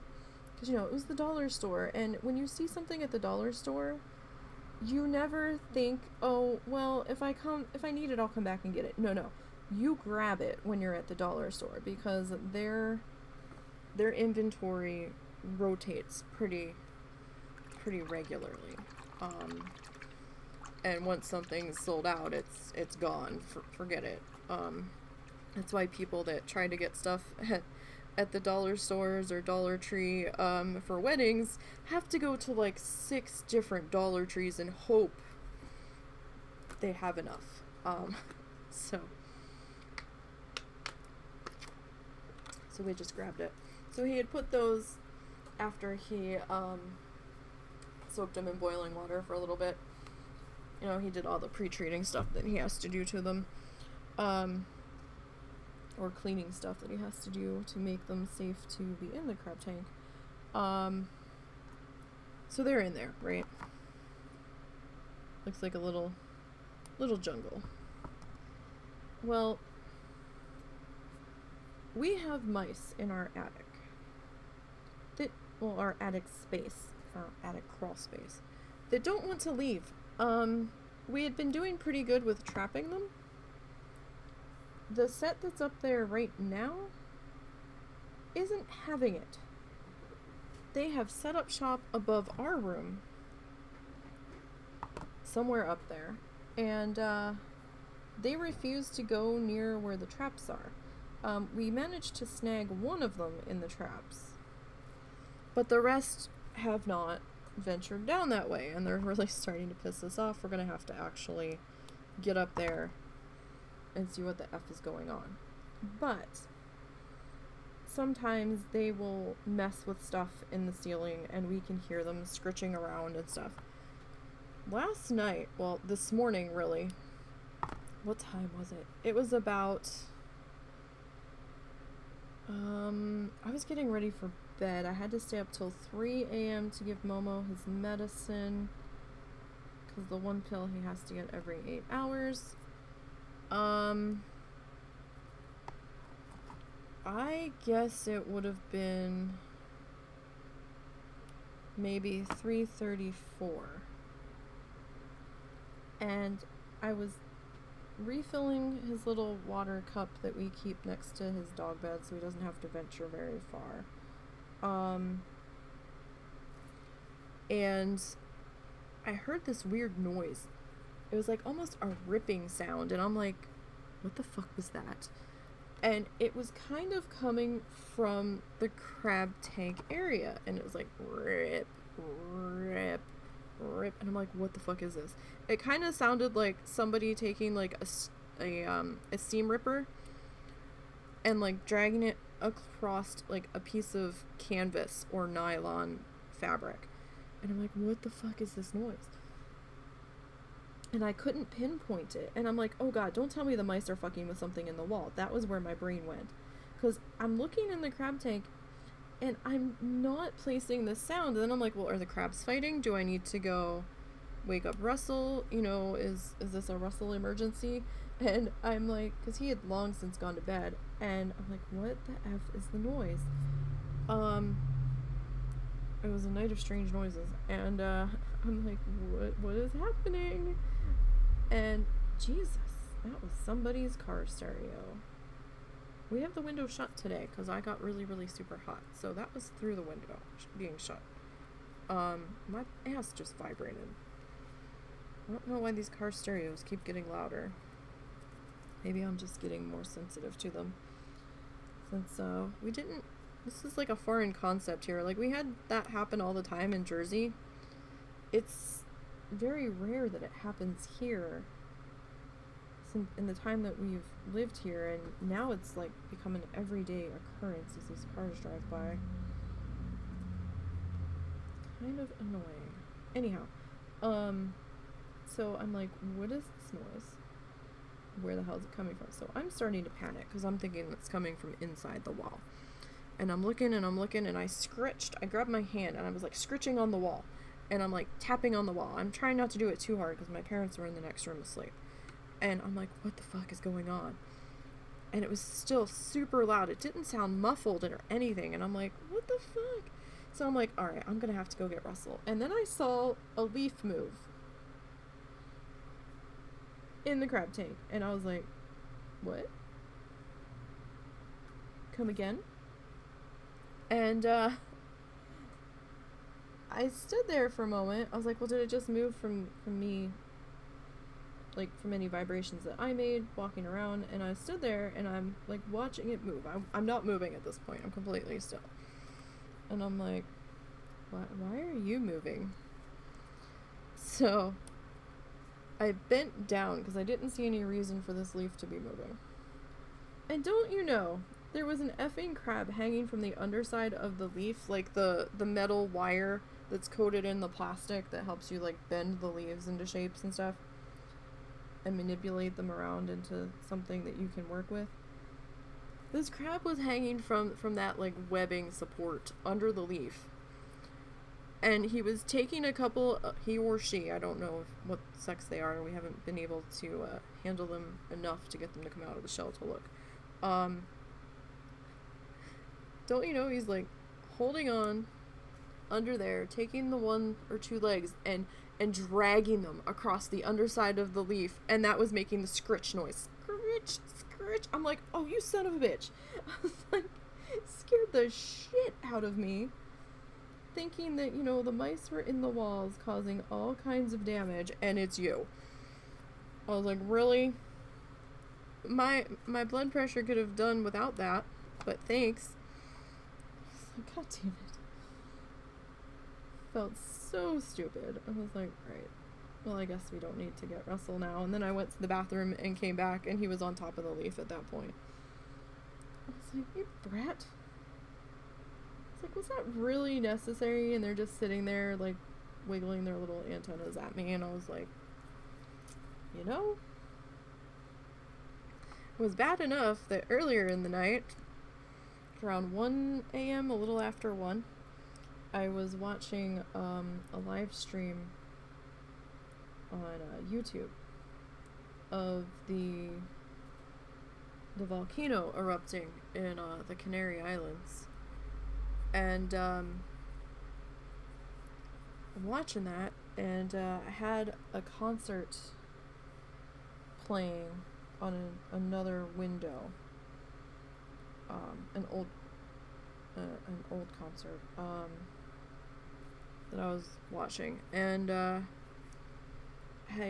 had my earbuds in. No, I didn't have my earbuds in at that point, but I don't know what I'm doing anymore. I'm trying to grab more glue, but I need paper. But I'm sitting there and I'm like, oh, sirens. That's a lot of sirens for this time of night. I wonder what's going on. And I kind of wrote the sound off, and I'm like, okay, well, whatever. And then maybe 5 minutes later, the sound re-registered in my brain. And I was like, because it had sounded like it had started to fade, and then it got loud again, and I was like, it kind of pinged up back in my brain. I'm like, those sirens have been going on for a long time. Like, I wonder what's happening. You know, are they doing another high-speed chase out on the bypass or something? Because that's happened a few times. Because they sounded close but distant at the same time over the other sounds I had playing, because I had the window open. And so I was like, well, here, let me stop the music. So I stopped the concert I was listening to. I paused it, and then I paused the volcano stream because the camera mics were picking up the vents hissing and doing their volcano-y things. And when I did that, I was like, damn, they're still going on. And then I stopped because I heard yipping underneath this siren noise, and I was like, oh, son of a bitch, those aren't sirens. The coyotes are back and they're hunting. They've just killed something. It had been a while since we had heard the coyotes. I mean, they've probably been here the whole time. We just didn't hear them because, you know, we've had the window shut with the AC running and fans running constantly. And this is the first night I didn't have like 500 fans running, and I had the window open, and I was like, oh, that's what that was. But I only caught the tail end of it with no other sound interference. And at that point, it sounded really close. It probably wasn't, but it sounded super close, and I was a little freaked out, and I was like, okay, I don't know what they killed, but all right. And then it just kind of dissolved into the neighborhood dogs barking. And I was like, oh boy, that's a thing. I will never, ever, ever get used to that. Like, I understand that's a thing here. I did not grow up with that. So, hearing coyotes howl out of nowhere just kind of makes my blood run cold, and I'm like, oh, I need to get inside. Because I don't want any parts of this. So, it was very, very chilling. Even though I was already inside, it was still kind of like, oh, hi guys, you're back. We did hear our owls the other night. There's a pair of owls that frequent the area, but we only ever seem to hear them in the fall and the winter a little bit in the spring, but usually once spring starts coming in, we don't hear them much. But we did hear them the other night when it was a bit chillier. So I guess they kind of, I don't know if they migrate around or if their hunting area is just that big and they hang out somewhere else when it's warmer out. I don't know. We only see them at night, so we haven't really been able to get a good look at them to see what kind of owl they are. But it was a strange night, you guys. It's really terrifying and concerning when we're out for our walk at night through the residential neighborhoods and we hear that. And logically your brain's like, no, if anything, they're probably bothering some of the livestock on the cattle farms nearby. But at the same time, people have seen them in broad daylight in town on occasion. So I'm like downtown, and we walk through downtown at times, so yeah, as soon as we hear that, if we're out for our walk at night, we're like, let's go home, and we'll start to pick up the pace to get our ass home in a timely manner, because you don't fuck with the hangry wildlife. You don't do that. I mean, they could have gone after a deer for all I know.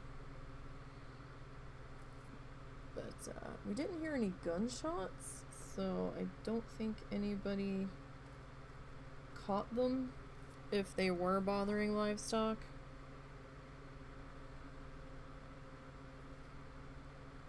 And I haven't really looked, but I haven't seen anybody complaining about them bothering their livestock today, so I don't know. It was just very, very weird. Hey, Mrs. Rockuru, how are you doing? Hope all is well in Mrs. Rockuru land.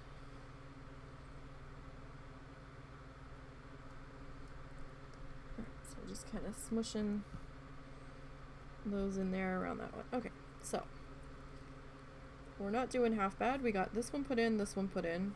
We got these sections filled in. Now we're gonna do this section. And then we'll see about doing that one. I think, as I'm sliding all over the place here.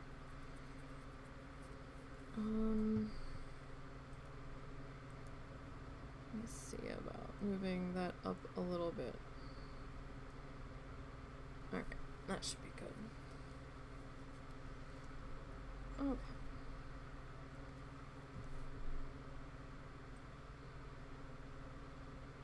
Sorry, I was just like, oh, I hope my desktop audio is not actually running, or else I'm about to have an entire VOD muted. And that sucker's gonna have to get deleted ASAP, but no, I actually remembered to turn off my desktop audio. This time.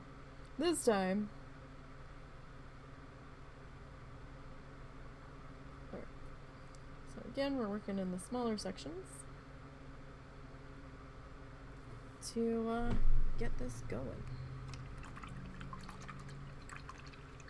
So yeah, I'm terrified of the wildlife around here. Like, I can handle a raccoon being on the front porch and, you know, the occasional possum sighting, that's fine. We didn't have to deal with skunks in our neck of the woods, in Jersey. They are a thing here, but nobody really should be antagonizing or messing with a skunk, to be perfectly honest. We actually crossed the street the other night when we were out for our walk. Because Russell thought he saw a skunk under one of the benches down the main street in town. And,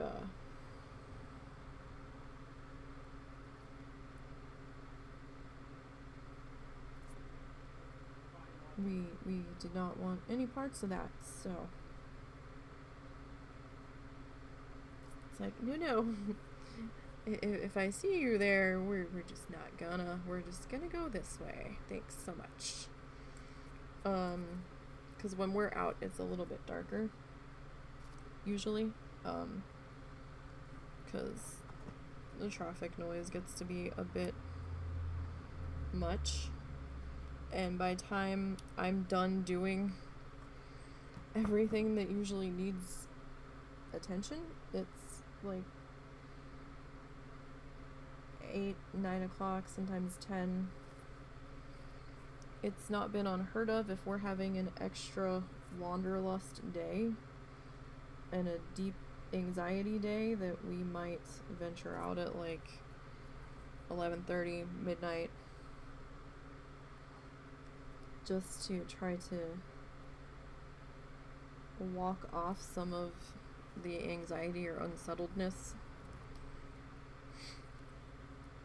We've been stopped by the cops a couple times that late. They're like not used to seeing people out at that time of night, and they're just trying to make sure everything's okay. And so we've learned to make sure we have our IDs with us. But half the time when we're out walking late at night, Russell has his bathrobe on, because it's sort of like a comfort security thing for him. There have been times where we've been going out at night and we're like, oh, well, maybe we'll stop by the grocery store on our way by it, if it's still open, if it's early enough, and we'll grab a snack. So I'm like, well, wait, you need to change what you're wearing. You need to actually put something a little bit more meaningful on than that if we're going in the store. He's like, I've seen worse than there. I'm like, I don't care. We're going in the store. Put some clothes on. Like, he'll have like shorts and stuff and a t-shirt on underneath of it, but like, just put one of your overshirts on. You have plenty. We have matching ones. If you can't find yours, I know where mine are. Although mine might be a little small for him. We're not very small people. We're kind of fluffy. I used to be small. I was tiny as shit. And then I realized it was because I was so stressed out. That, I was so stressed out and being run ragged that, I wasn't eating enough. So I think I was kind of starving myself. Not intentionally, but just without realizing it.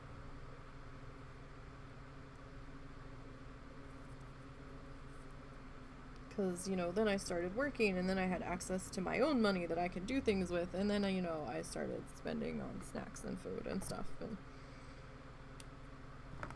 instead of relying on whatever was in the house that the parentals had bought, and,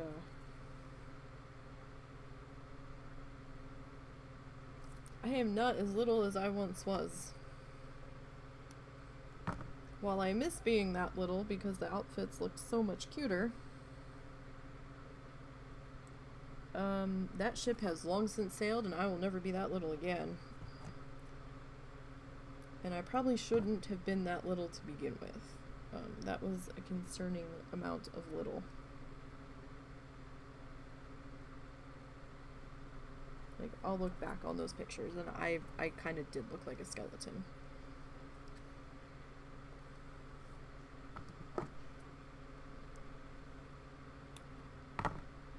Not quite to the level of bone sticking out, but it was alarmingly small.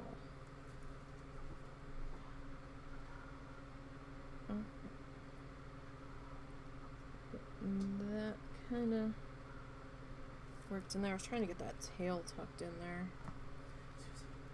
because that didn't kind of want to tuck. That actually is a little big there. Let's try to get a little bit of a smaller piece.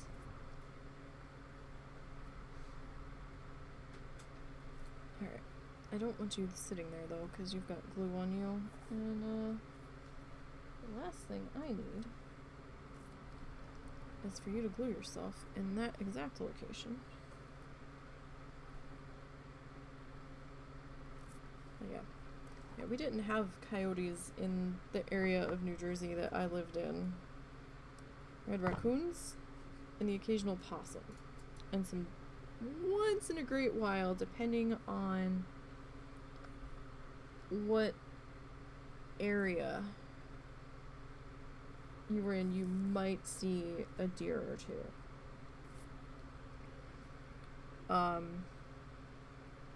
We didn't really see anything else.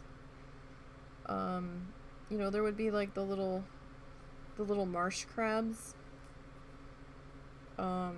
when it was low tide that you could see coming up along the bay. But you know, we had seagulls and your standard birds. I miss my seagulls. I mean, they never shut the fuck up when they came inland, or a little bit inland, when it was gonna storm. And you could kind of gauge how many were hanging out that far from the water by how much of a storm it was gonna be. But I do miss them. I miss pigeons too. We don't have pigeons in this section. I mean, I'm sure they probably do, like, down like up in Fayetteville and like the more city areas, but like we'll have some doves, like the brown doves, but we don't really have any of the birds that we're accustomed to seeing. Like, we saw them all the time working in Atlantic City. And, you know, we would occasionally have the pigeon or two hanging out by our house. Not unheard of.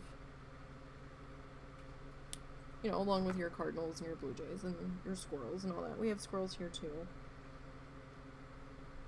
That's not a novelty, but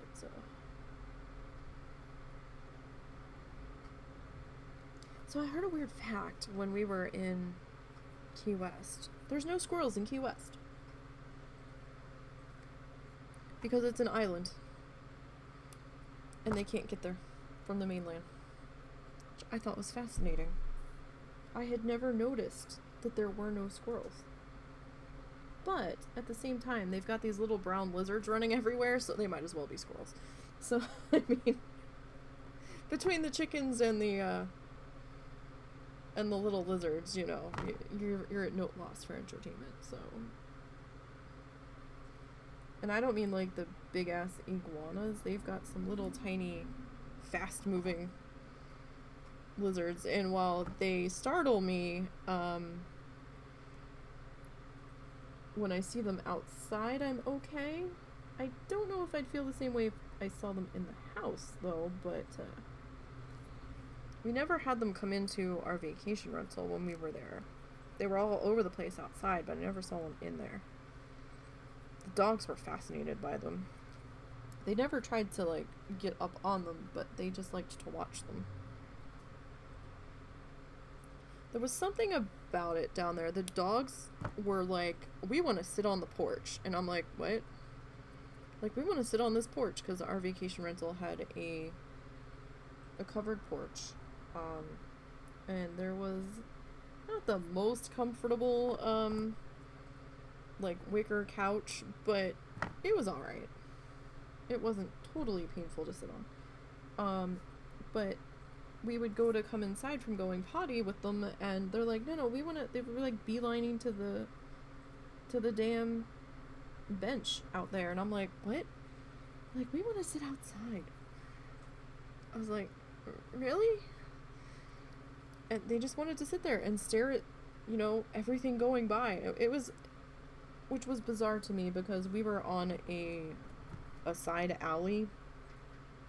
It was like a little one-way street that our vacation rental opened out into.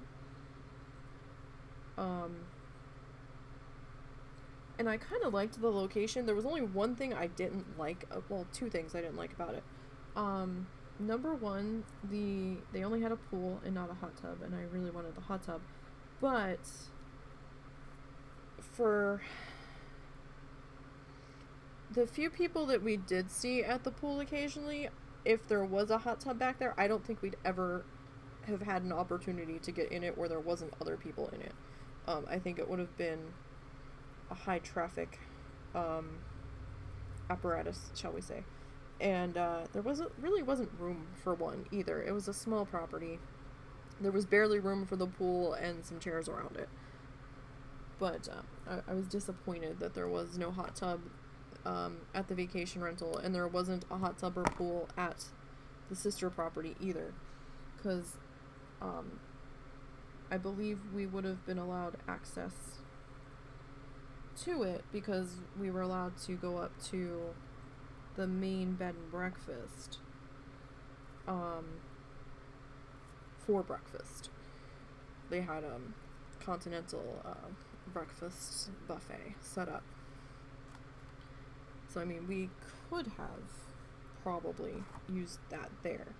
But the vacation rental was more for people that were traveling in larger groups. We could have stayed at the regular bed and breakfast property, but it would have been all of us in the same bedroom, so that would have been a little weird, because the mother-in-law was traveling with us. So in order for us to have like separate sleeping areas, I mean, she slept on the pull-out couch in the living room, but it would have been weird having us all in the same bedroom for a full week, so I'm like, yeah, okay. And this place was pet friendly because we had the doggos with us, so I mean, it was a nice location. It was like a half block off of Duval Street, at the corner of the Hard Rock Cafe, so we ate quite a lot at the Hard Rock Cafe, mainly because it was right fucking there, so. And the doggos were allowed into the property because we were eating outside. So they were fine with the doggos coming in. And they would sit next to us, or we would try to keep them under the table so the waitstaff wasn't falling over them. And they would sit there, and as soon as we got food, we would have their attention, and as soon as we finished our food, they started staring at everybody else around us, hoping someone would notice them and give them a handout. The one morning we were sitting there eating, they were actually trying to beg from somebody sitting next to us. I had a tight grip on their leash, so they didn't have as much slack as they wanted to actually be able to go over and beg directly from this person, but they were staring at every time this person's hand went from their plate to their mouth. They were like, more food. I'm like, you all have had all kinds of shit this morning. Don't even. We have been giving you stuff off our plates. And then, you know, the wait staff was coming by, and they're like, oh, do you want a bowl of water for your dogs? And I was like, okay, sure. And they had become quite popular while we were there. I was like, maybe we're eating here too much, but it's kind of hard to argue when the place is literally right, like a minute and a half walk from the front porch of the vacation rental. We didn't always eat there, though, a couple of times in the morning. We would get it to go and just bring it back to the property. But it wasn't bad. It was a little expensive. We were there during, I think high season had just started. And we were also there coming into Fantasy Fest. So we didn't stay for Fantasy Fest. But prices were definitely a bit higher at that time of year because hurricane season's winding down and, you know, all that jazz. So I would much rather travel during the cheaper season, but with the way the hurricanes have been lately, our asses would definitely need to get the travel insurance or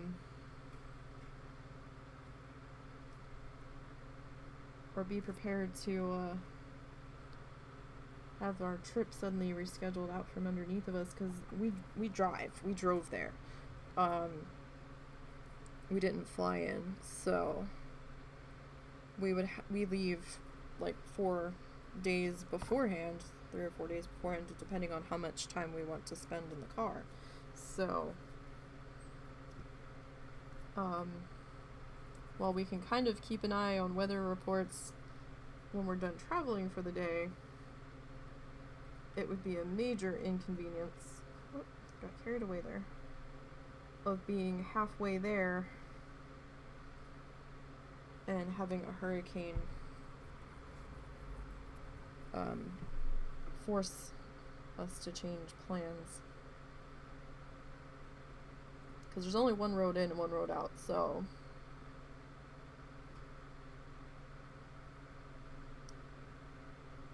I mean, if we knew ahead of time, we could probably call and see if we could get rescheduled if they're going to be doing evacuations and then stay somewhere up in Orlando, but so that way it wouldn't be a total loss.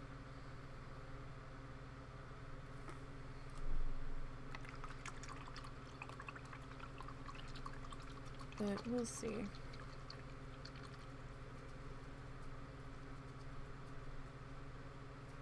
But I don't know if we'll be staying there again. We liked the property. We had no real complaints. If I had to nitpick, there were hardwood floors in the units, which I understand makes it a lot easier to clean, especially when you're a pet-friendly property. But the people that were above us,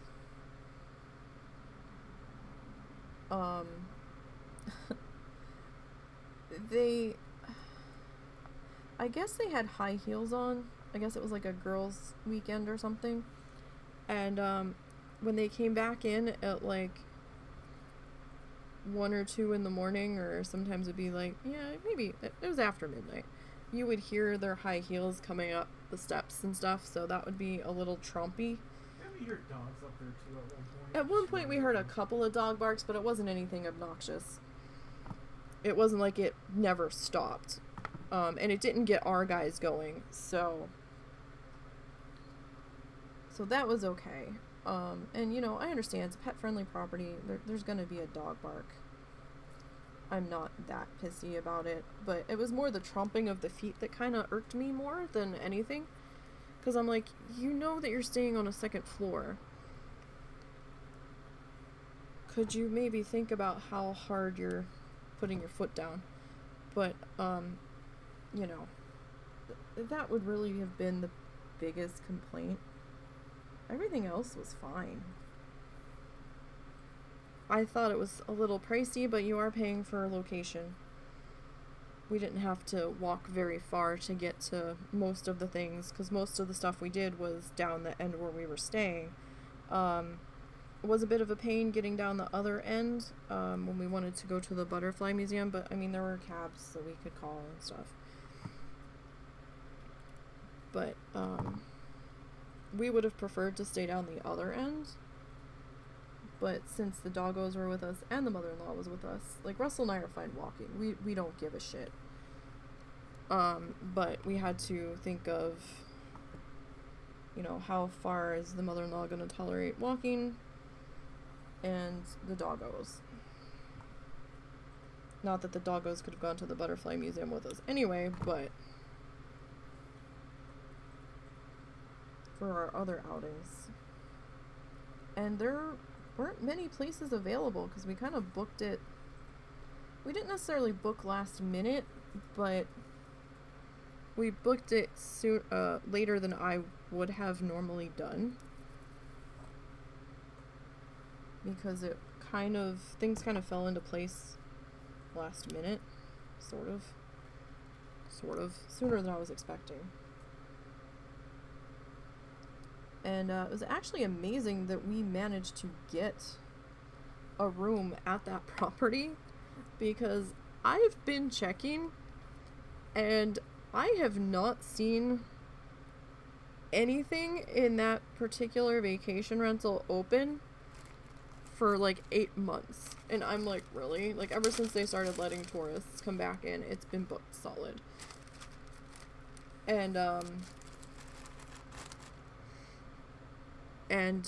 they keep running specials about, you know, they had like a end of summer special or something where, sorry, I feel like I dropped one. It hit my hand. Yep, I did drop it. We're like, oh, 15% off, you know, midweek stays, and I'm like, hey, that's right up our alley. And, not that we had the money to go anyway, but I was curious. And, everything booked solid. And I was like, really? You're running a special? But you just announced this special. And I felt like you were running the special because you had openings. And we're trying to encourage more people to book. But yet, I'm looking at your website, and nothing's available. Unless, you know, it was the dates that I was putting in, because I would put in obscure dates, because, you know, we would be driving to the location, so it would depend on what day we leave as to what day we get there. And there's certain days where being on the road are better than others at times. So we don't like to start a driving trip on a Monday if we can help it. I'd rather start it on a Tuesday or a Sunday. I mean, that would put us on the road on a Monday, but just starting it for us is not as easy on a Monday. But like every possible date combination I was putting in, nope, nothing, and it wasn't even showing me like the options of what was open, and I was like, alright, be that way. They do have a DoubleTree down there, and some of the cheaper properties are on the new side of the island, and new being more built up, and like the beach side of the island, basically. So while they're cheaper, they're more of a pain in the ass to get to the stuff downtown if you stay in them. I mean, you could do a cab. That's possible, but then you have to wait for the cab to show up. You can't just, you know, head out when you want to. And then you'd have to call a cab or flag one down.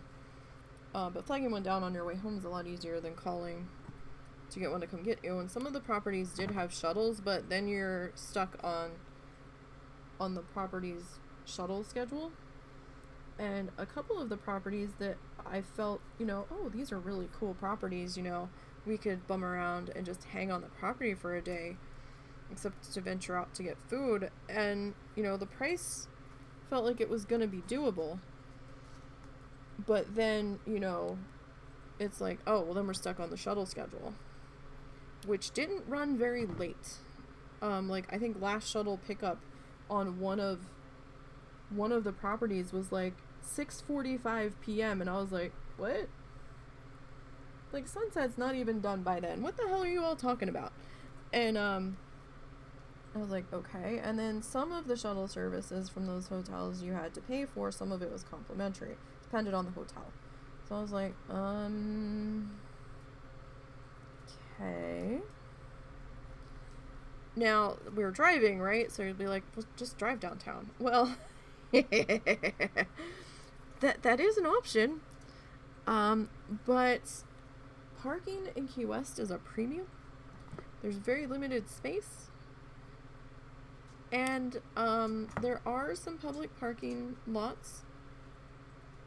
They're very expensive. Some of them are like $50 for 8 hours. And I'm like, what? but my hotel spot is for free. So we didn't move that car from our hotel parking spot the entire time we were there. Some hotels and bed and breakfasts don't guarantee you a parking spot either. It's first come, first serve. So if you take your car out to like go up to a state park further up in the Keys and then come back, there's no guarantee your spot's still going to be there. And if there's no street parking or no space in your hotel bed and breakfast slot,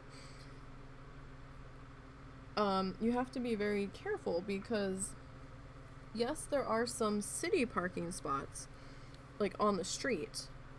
Some of them might be free after a certain time, but a lot of the parking on the streets is metered. Or it's a residential spot and you can't park there because it's for someone that lives there. And if you try to park there, your ass is going to get towed. So, there is a city parking garage that you can park in. But then you have to walk from the city garage back to your hotel. So, one of the big things that I liked about this property was that you were guaranteed a parking space. They had exactly enough spaces for the number of rooms they had, and you had to display a little tag on your dashboard or from your rear view mirror showing that you were an active guest. And they had different colors on these tags and dates written on them. And so if you didn't have the right tag or it was out of date, they were going to tow your ass. And they made sure that you knew that. So it's like, this has to be displayed at all times because if we don't see it, we're going to tow you. And they like asked for our license plate and everything. So that way they had a record of who was parked there. So that was the one thing that I did like about the property, or one of the other things I liked about the property, was that you were guaranteed parking. Because, I mean, when you think about it, when you fly, it's not a big deal. Who thinks about parking? So it's, whatever. It's not a concern. But when you drive in, you'll have to think about it. Now, they do have a campground on the island. But we don't have a camper. And, it's like RV lots or like tent lots. And I can't sleep on the ground. I'm too broken. And I don't think the husband could sleep on the ground anymore either. That's just not gonna happen. So, while it might be cheaper, it's not gonna work. So, not for us. But, I'm sure for someone it's probably an option, because the campground does seem to get a bit of activity. They have their own website. But I don't know when we'll be able to get back there again, if we ever manage to get back there. But it's not going to be for quite some time.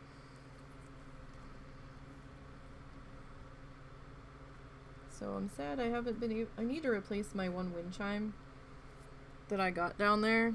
I need to look on Amazon. They probably have it. But, like, none of the shops down there... Because, like, a lot of shops had it. It wasn't, like, unique to this one shop. But a lot of the shops down there don't have websites that you can order from.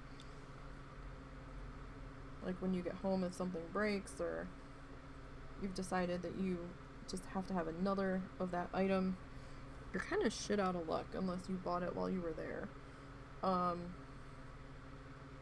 The only, like, the Butterfly Conservatory does have a website that I believe you can order some things from. I believe you can. I could be wrong about that. And Kermit's of Key West has a website. I think they have a minimum order requirement, like a minimum dollar amount to do, like to ship stuff. Why aren't you sticking? Are you just gonna be difficult? There's a cookie company down there that also does a website that will ship. There's only like 3 days a week that they ship the cookies. And that has a minimum order amount as well. Those cookies were so damn good. We actually almost ordered some one time. I was like, I miss my cookies. They were like the size of a salad plate. They were huge. But definitely worth it. They're like $5 cookies. Like, we spent so much money on cookies. It was ridiculous. But they were like our nighttime snack when we got back at the end of the day. And you know, it had been like an hour or so after dinner, 2 hours, and we're like just kind of laying in bed and, you know, watching TV or chilling, and we're like, I'm kind of snacky. So we would buy a couple cookies and keep them in the fridge in the hotel room. And we would just kind of share them, and we'd like break a piece of it off. And those were some damn good cookies. Alright. I think it was called Matheson's. Alright, now. I think we're gonna start to work on this head foof. What time is it? Do you need to eat soon, or? No, I'm good.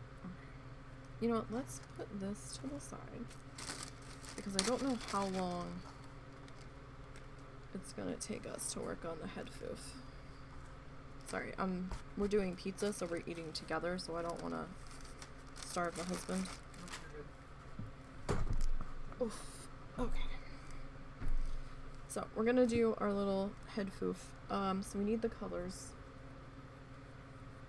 So, let me get our blue.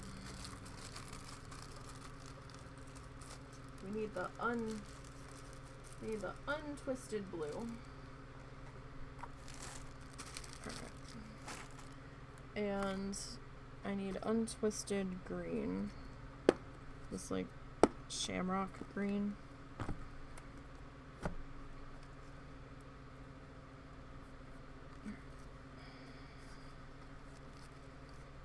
I don't really think I need quite that much, but I've surprised myself in the past with how much I have needed. So, okay. Put that up there. Okay.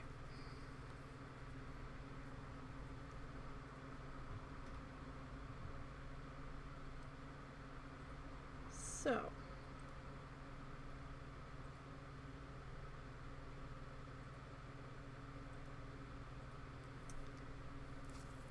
we're gonna need some of this. We're gonna have to cut it a little bit, well, we're gonna have to rip it up a little bit smaller.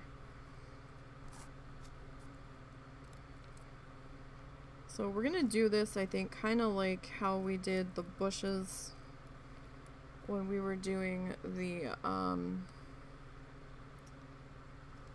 Bob Ross recreation. So, need some slightly smaller pieces, as I've got little bits of glue all over my fingers. Okay, so let's get a couple more of that broken up. I'm gonna try to do this in some smaller sections if possible. We're gonna need some blue, so we're gonna have to alternate this, right? Because it's blue and purple. Let me see here if I can locate. Yes, okay. That's the right image. So we have our reference image. So we've got this going on up in here. So it's kind of floofy and stuff. So I think maybe that's how we're gonna handle it. And we've got this dark blue, and I actually missed the light blue that's in there.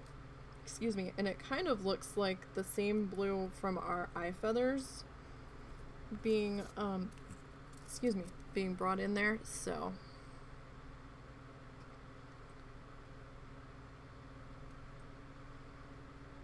we will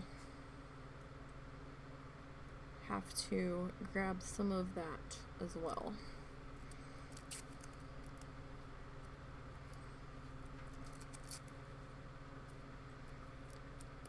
So we're just breaking these up so they're a little bit more manageable.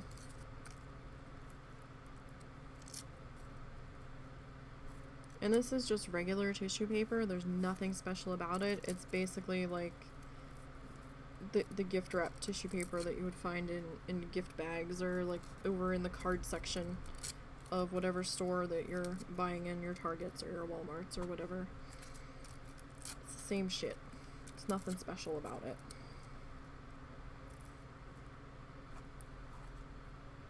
Okay. So looks like we don't need a whole lot of this blue, but we do need a little bit. So I still had some of that pulled aside. So we'll pile that up there.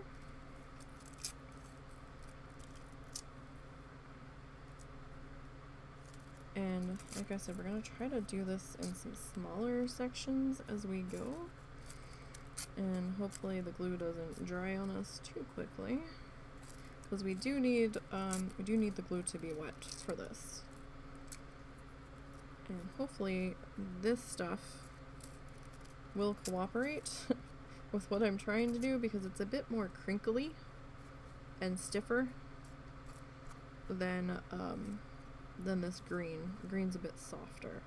See, the green, you don't really hear me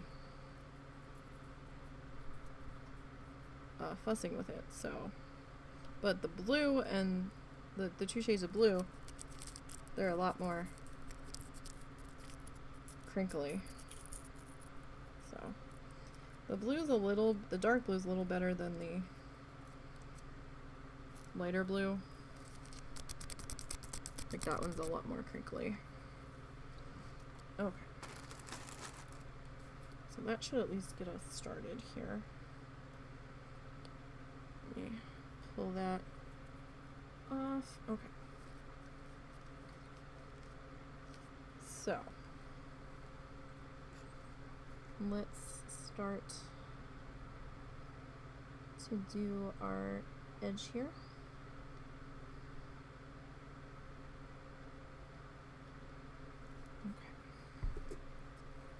And we're going to grab our brush, pull the fuzz out that the brush deposited. Thank you, brush.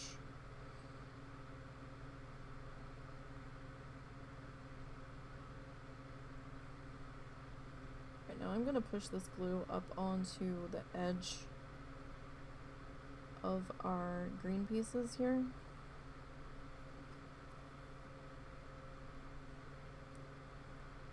Just so that we have a little bit more potential real estate to work with, to make sure it feels like we can fluff it.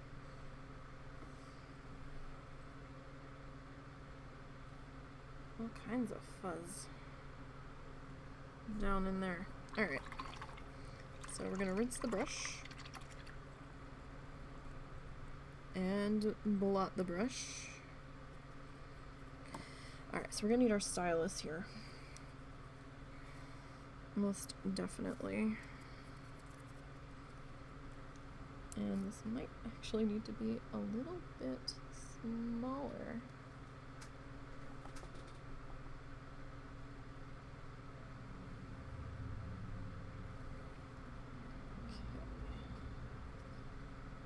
So it doesn't really have to be super perfect, but we definitely want to make sure that we're sitting in the glue. And the glue will dry clear back there, so not a huge deal if it gets a little carried away and starts kind of migrating everywhere.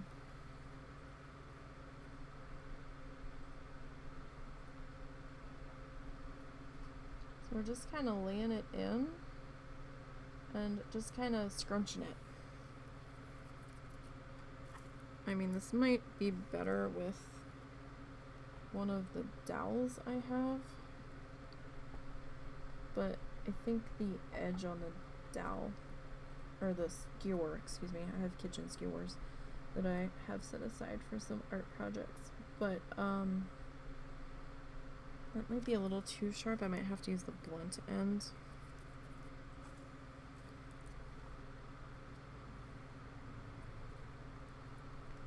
So we're going to do this in layers.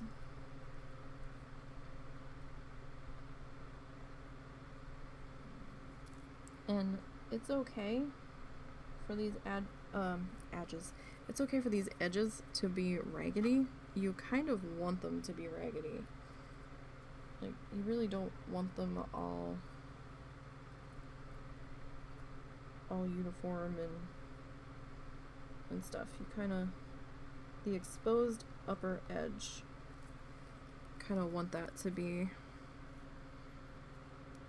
a little bit, you know, jagged and have some life to it, just to give it more of an impression that this is not a uniform thing. The feathers have some edges to them that are not all neat and clean. Alright, so top edge is in. Now this is where we're gonna, like, I want the top edge to be solid blue. Next row, it's gonna be a little different. So, this is where we're going to start varying our colors a little bit. I'm going a little heavy on the glue, but I'm trying not to make it too heavy, because we actually do want this tissue paper to be wet. So that way it's a little bit easier to scrunch. So I'm taking that line of glue and I'm going to smear it on the canvas itself, but then I'm going to also pull it up a little bit on the edge of this blue that we just dropped down.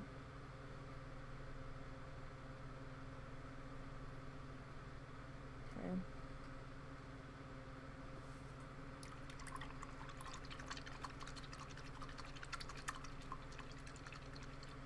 Alright. Okay, so very important to make sure that you're checking whatever implement you're using.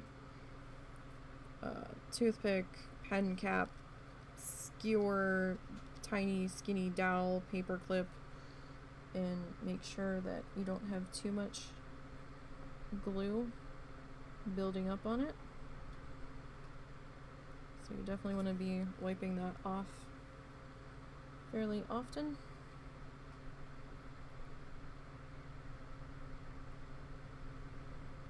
And then this is kind of where you're going to get to play a little bit, you know, however you see these colors laying in here. Because not every bird is going to look the same.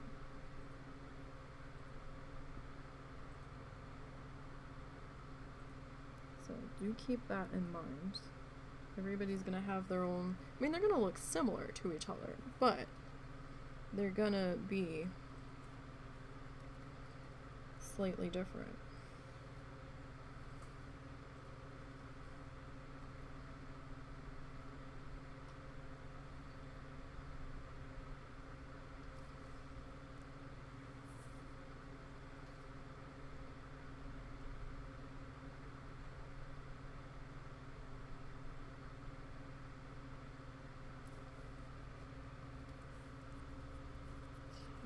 So I think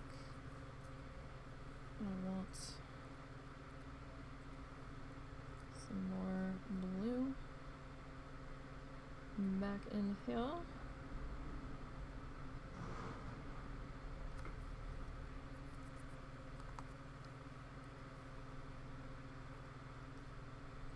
Like, you don't have to... I wouldn't row the color in because it's not really rowed in there on the image. It's kind of like the way the feathers are sitting, it kind of looks like it's varied a little bit, and so I wouldn't like rainbow it in. So like there's a hard edge on it of where each color starts and stops.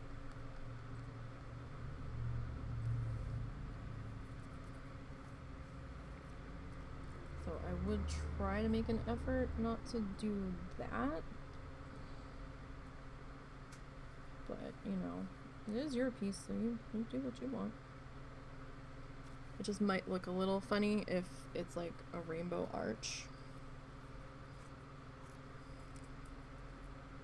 If that makes any sense.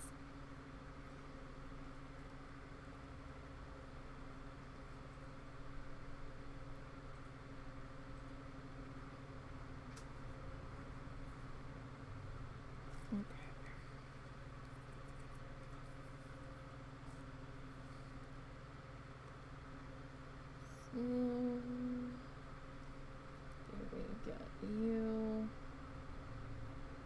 Kind of stretched in there. Alright. So let's go ahead and bring in a little bit more blue for our next row here.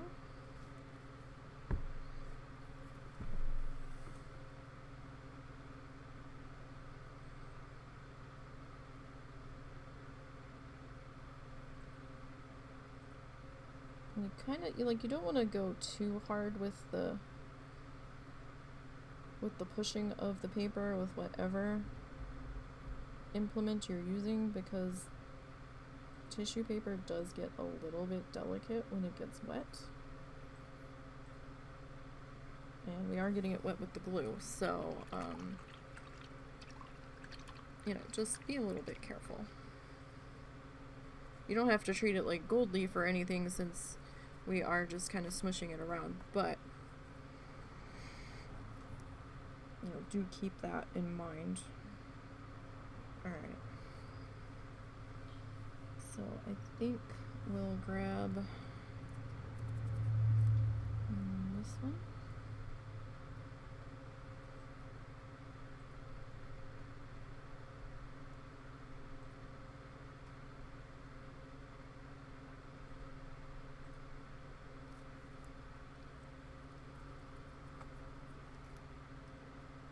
And let's see, I've got a big chunk of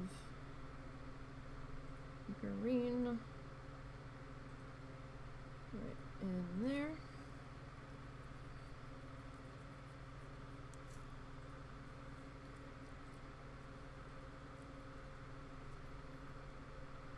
There's not like a whole heap of green in here, but there's a little bit.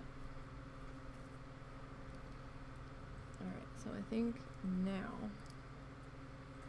I'm going to grab a little bit of our blue, our light blue.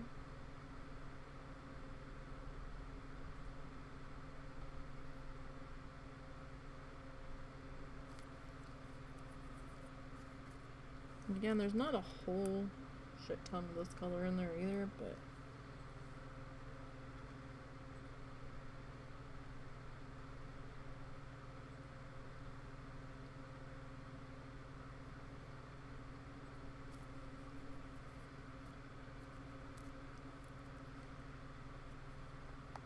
it is in there a little bit.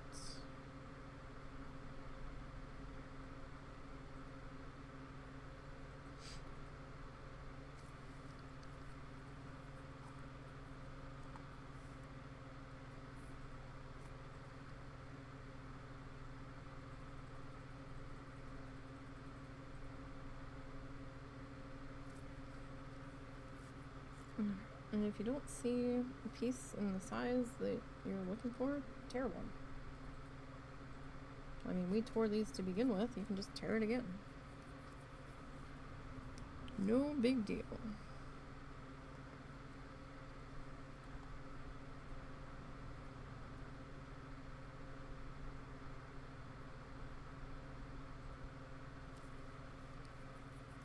All right.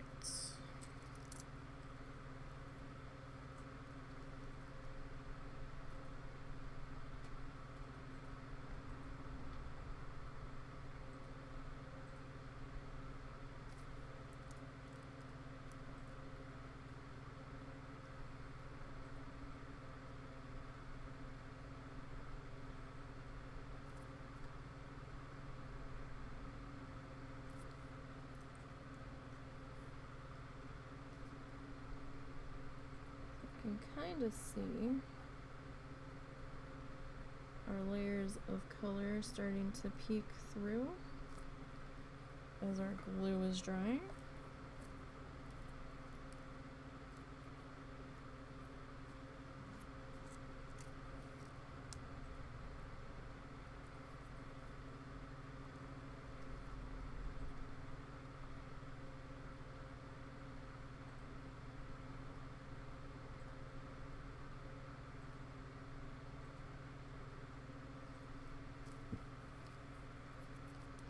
Okay. Just gonna grab some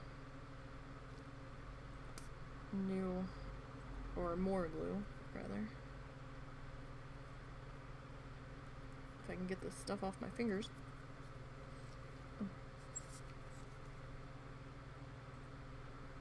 Bring in the next row here.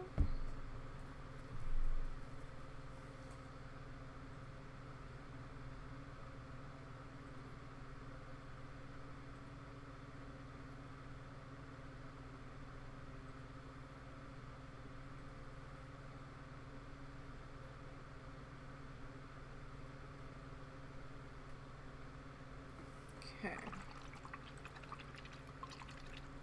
So now it's a little hard to see because we've got all the glue in the way. But as that's gonna dry, we're gonna start to see our colors emerge a bit. Emerge, emerge, emerge. Just making up words.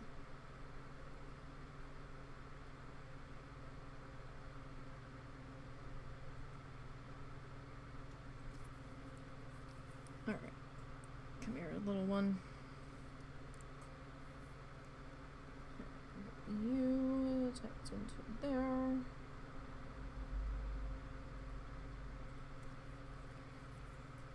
And so this is just going to be, you know, very much where the colors are going to strike your fancy, unless you're really trying to duplicate that reference image that hard, but we've obviously had that ship sail on us, so I realized down here that wasn't gonna really work, so then we switched to this method, and this method has worked pretty well for us, I think. Or at least it seems like it has.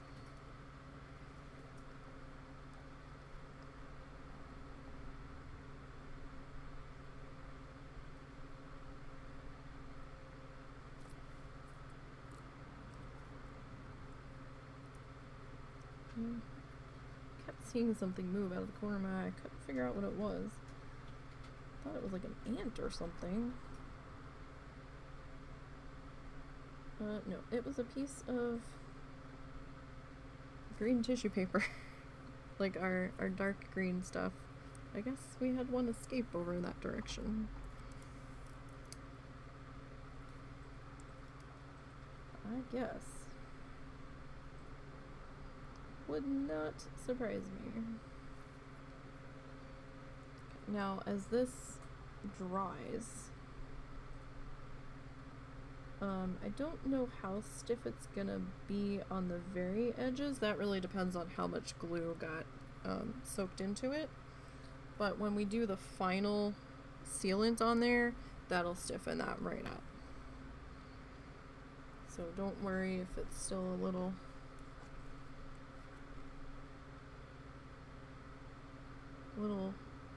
bit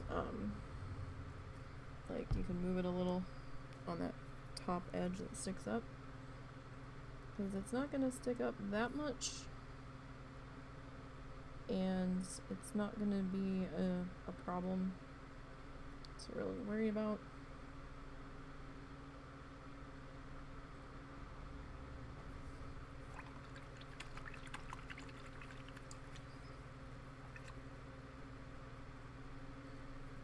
Okay.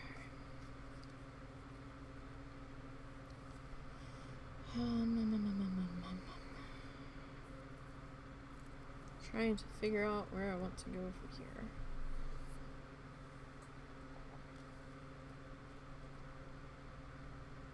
It's probably the hardest question.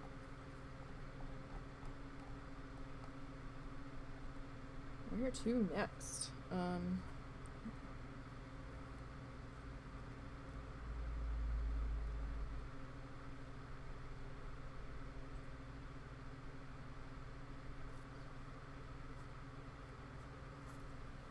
Whoop.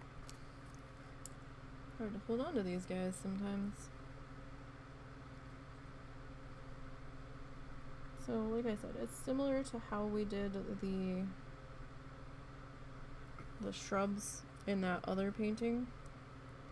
Oh yeah, I guess it's sort of painting. We're painting with tissue paper. And the other piece, I guess.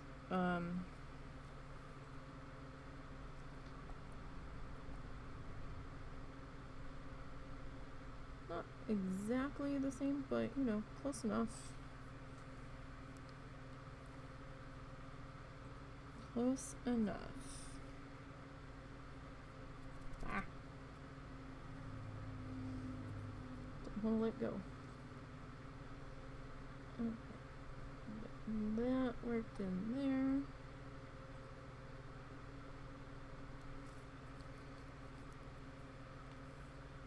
So like I was saying, don't be afraid to come up on top of these feathers, because this is supposed to be sitting forward of them.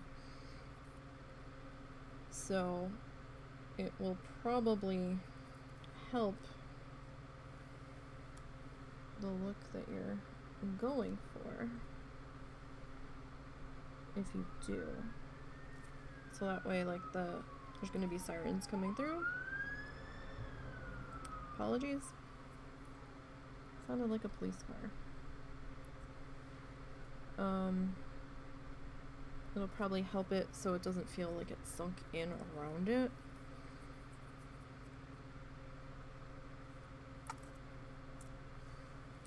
At least that's what we're hoping for. It may be another story by the time we get to where we're going with it, but that's what we're trying for.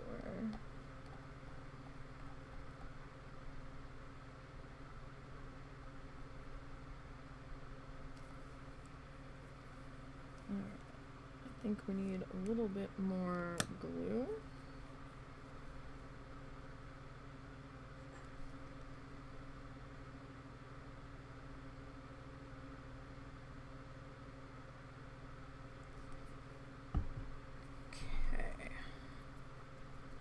Making sure that our brush is as dry as it can be. It's probably still going to be a little bit damp, but just so long as the bulk of the water's out of there. And we'll be sitting pretty good.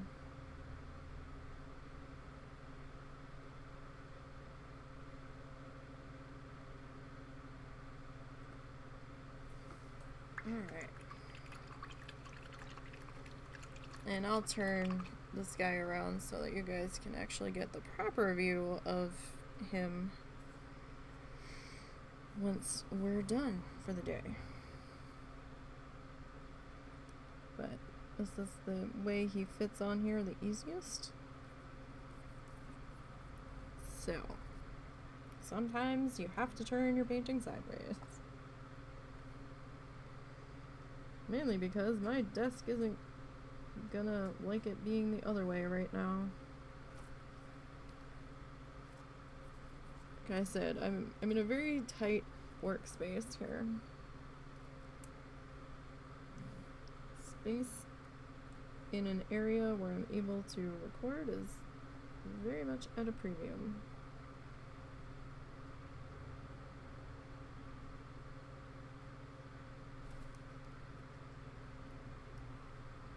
I mean, we probably could arrange things so I had a little bit more space, but that would involve another desk, which we don't, A, have the money for, being primarily a problem, because I would have to take up a good chunk of wall, because this desk and the art desk would have to be pretty much right next to each other, and then I would have to swap out this desk and change it because this is a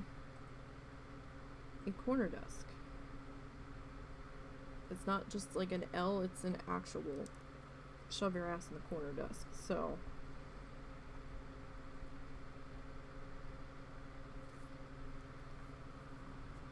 things would have to happen that there are not funds for, so maybe one day.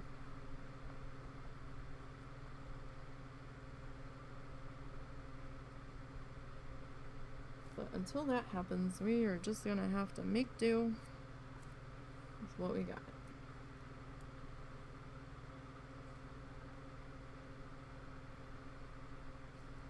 So I'm just taking some, I'm just taking these colors at will.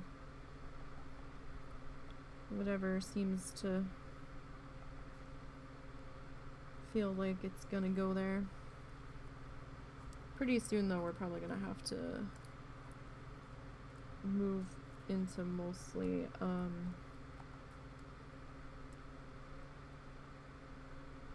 mostly this blue, probably. Alright. So let's get our glue again and do another round of that.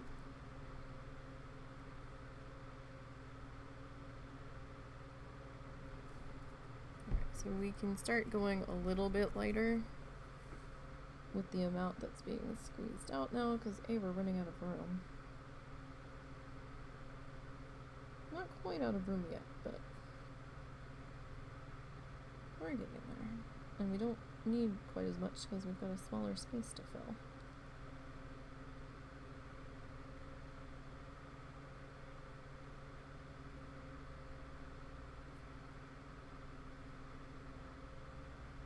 Now, we're not going to put in the little pieces that connect this to the head yet, because I want to do some work on the head before we connect those. Like, I want to have those in and then start on the head, just to cover up any potential weirdness that could happen there.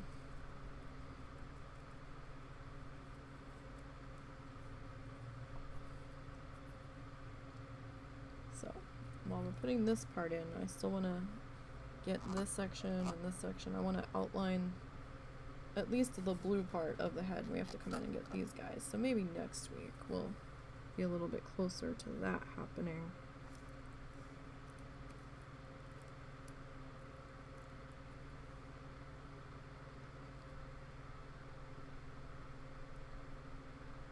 feel like we need a little bit more of this color before we start really diving in with this one.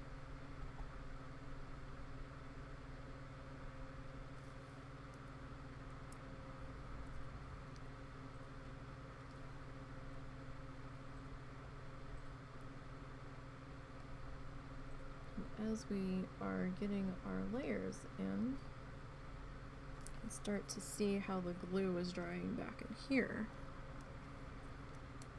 We're getting a better idea of how our colors are layering up.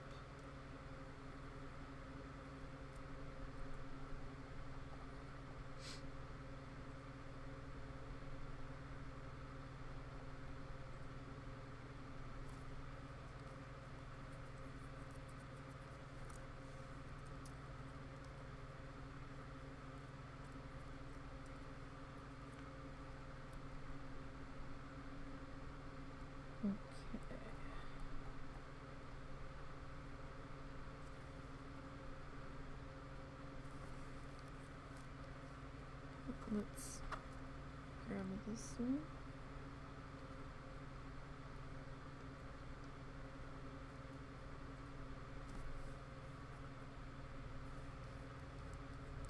Alright. So yeah, this will probably be the last section that we do today. But that's okay. We've gotten some stuff done. We got these two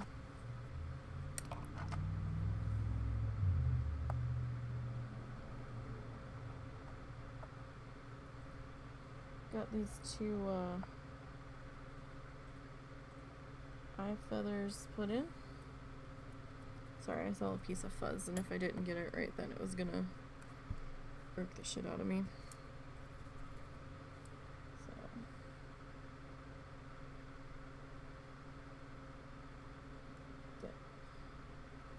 This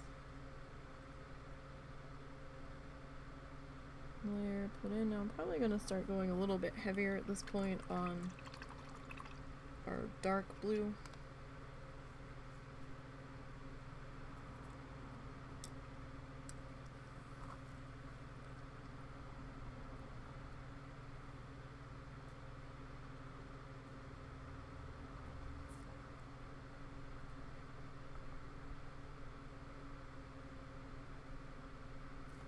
Okay.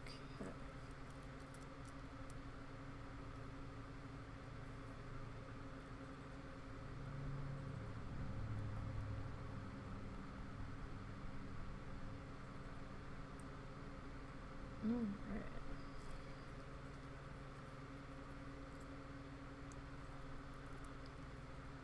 We will, I don't know. We might do a little bit more green, but I think I definitely need to start focusing on getting this blue in here.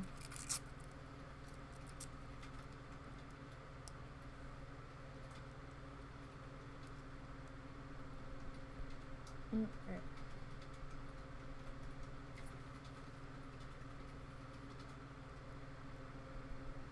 So, now this is where you're going to have to pay a little bit of attention. You want to make sure that this bottom edge that you're kind of tucked down in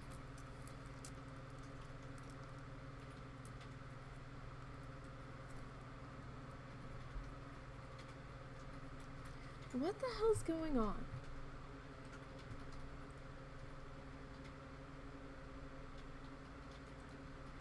Why do I have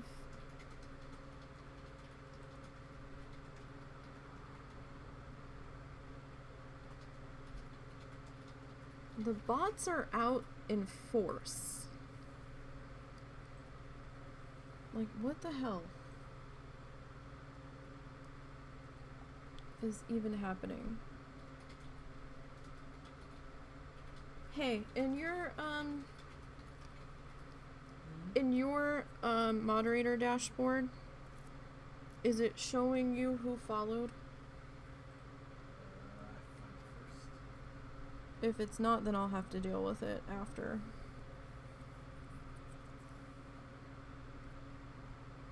I've got nothing. Yeah, nothing visible. So no, it's not showing you followers? No, New followers? I only get the option to deal with. Okay. I will have to deal with that after stream then. Because I don't know what this is. But it's weird.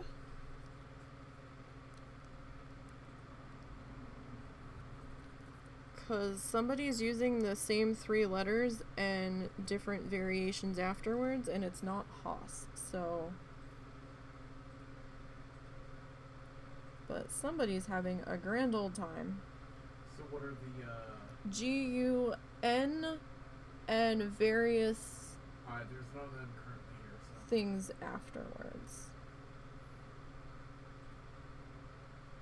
And these accounts were created like 4 hours ago. Yeah, I don't see anything. Okay. Like, my follower count didn't go up either, so I think Twitch is catching on to that it's not that it's not counting either that or my dashboard's behind, but I'm definitely seeing the follows.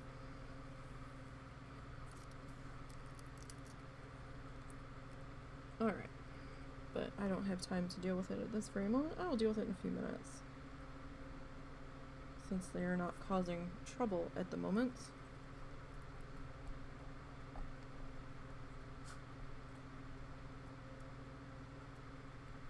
Alright. I mean, if the bots are gonna behave, they could at least count as a fucking viewer as far as I'm concerned, but...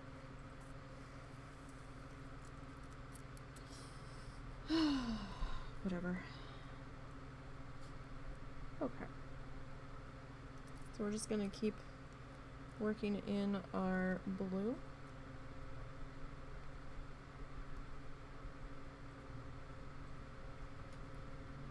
Just kinda scritching that up. Scritching, scrunching, whatever.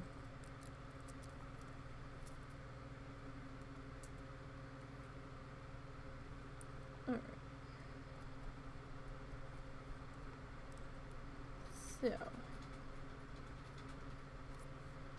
So what are you all doing for food for your next meal? I'm hungry. I want to hear what you guys are eating.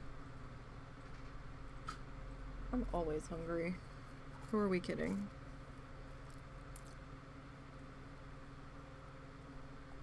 We are having pizza. Oh, I need to go fry some steak on that. I liked that on my pizza the other night. That was a lovely addition. Hey, could you go preheat the oven if she's done? Mm-hmm. What's it at? 425.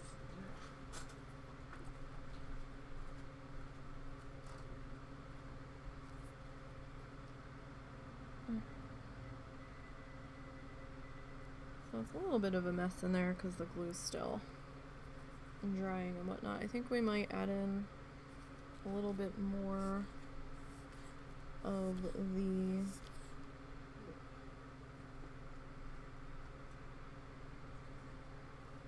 blue and the green. Or the light blue and the green. Keep forgetting we're dealing with multiple shades of blue, so saying adding more blue not gonna mean a whole lot.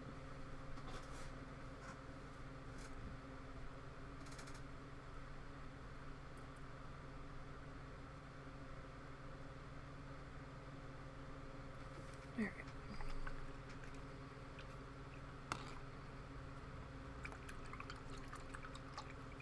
Yeah, I think it really is like ghost follows or something because it's not showing up on Moobot, so it's just showing up on Twitch's side.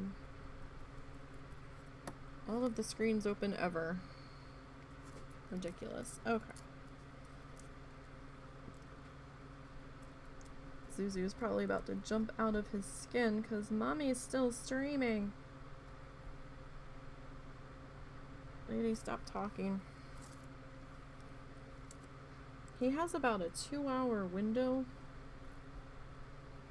of excuse me, of being able to contain himself, and then after we pass that 2-hour window, yeah, all bets are pretty much off after that. So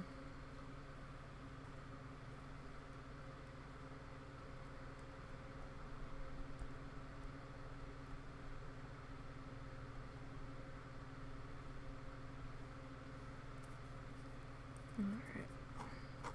We're getting there though. We're almost done. We're starting to wrap up.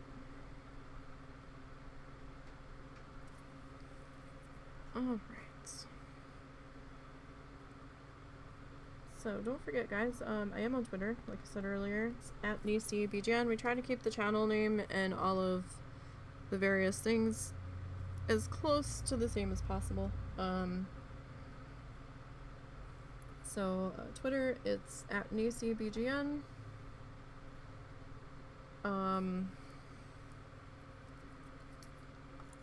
YouTube channel is NeeCBGN.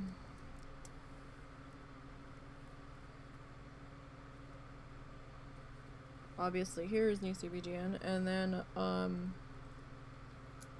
only thing that's slightly different is Kofi. I think I've got Kofi as NeeC Paints. And then my Discord handle is just NeeC without the BGN.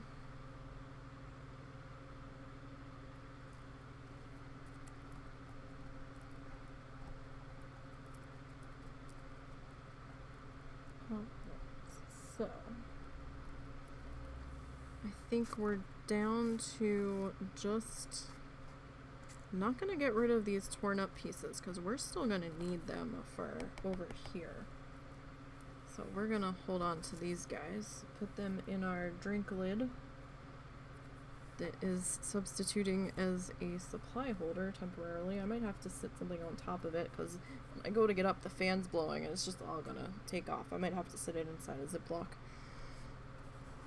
So let me get these guys moved over. Now this section here I might have to do as little paper balls just because of how circular things looked on our reference photo. But I'm gonna worry about that when we get there, but I think that's what we're gonna have to do for that section.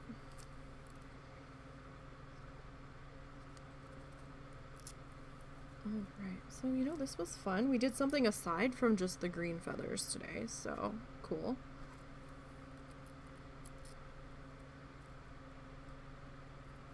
I'm sure you guys appreciate that.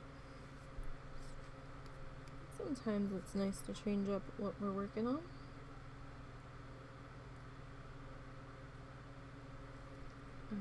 Oh, that started to get a little bit of skin on the glue bottle nozzle there.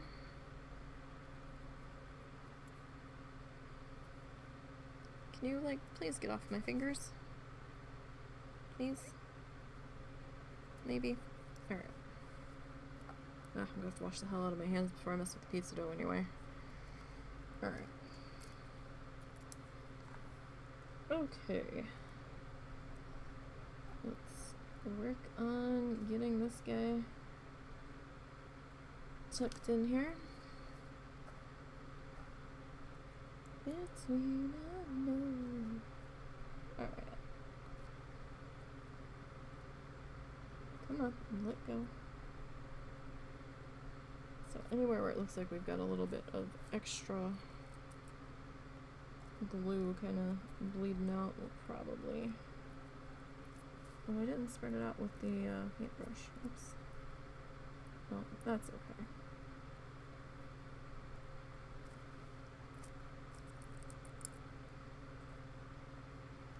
Actually, we might have to do another row in here. Just maybe. Oh yeah.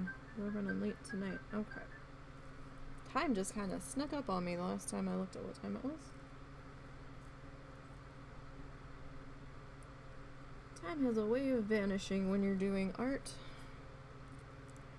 Especially if you get lost in what you're doing. But, you know, that's kind of the fun of it. Especially for those that do it as a way to escape what's going on around them.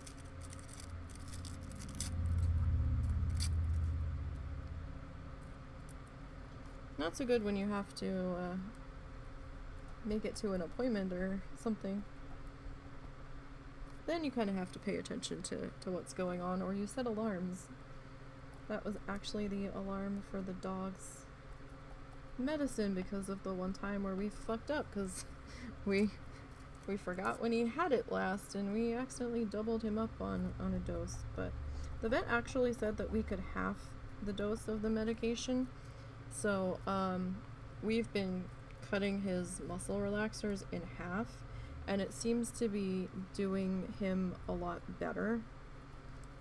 Because when he was on the full dose of the muscle relaxer, he was very, very wobbly. And like when he picked his head up, his head was like jerking all over. So he's just a little guy. So the half dose that they gave us is still keeping him somewhat functionable. So we're much happier with him being on this half dose. It seems to be keeping him somewhat more functionable. I don't know if that's really the right word, but at least his head's not jerking as bad. He kind of looked like a bobblehead a couple times. I think that's how jerky his head was. I think he was a little too relaxed at that point.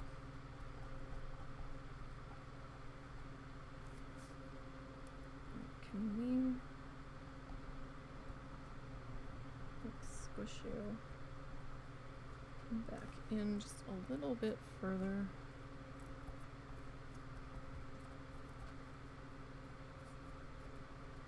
So I might need to come back in.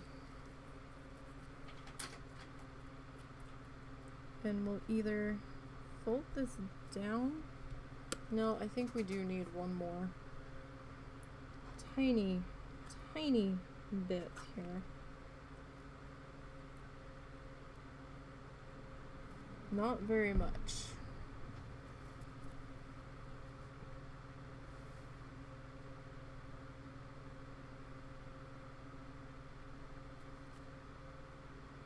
Hopefully that will be enough. There's just a little bit of a gap there.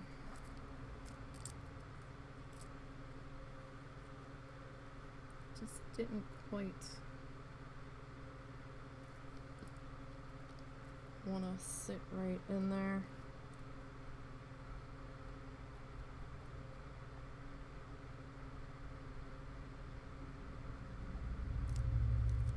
Actually, am I gonna have to do one more? I wonder.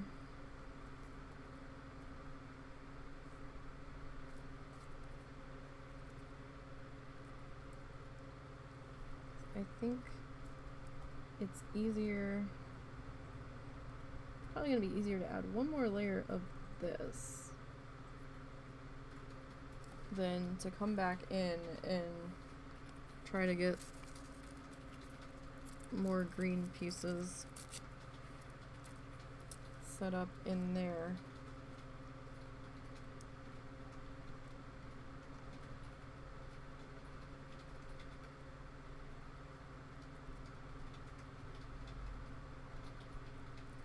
Like, I wouldn't care so much, but there is a bit of a gap right there, so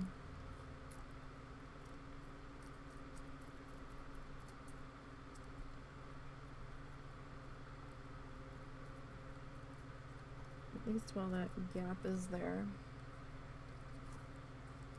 That's a bit of a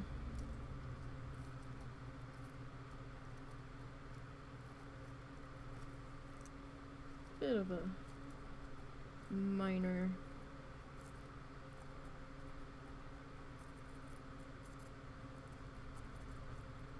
thing that's gonna bug the ever-loving shit out of me. Alright, so maybe 2 more.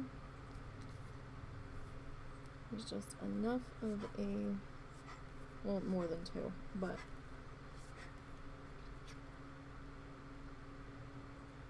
okay, that should be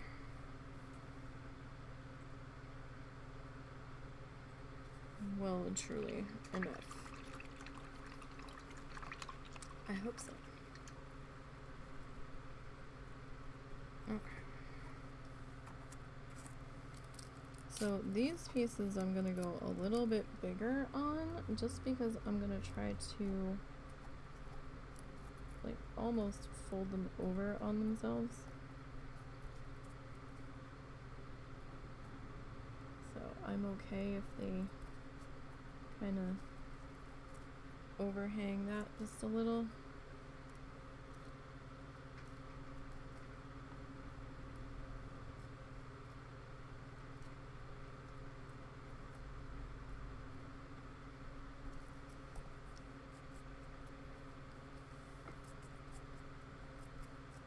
I'm just gonna kind of fluff this down just a little bit, like the upper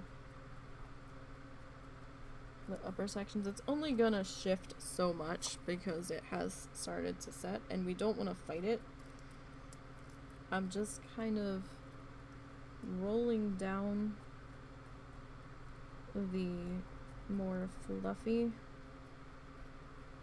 sections.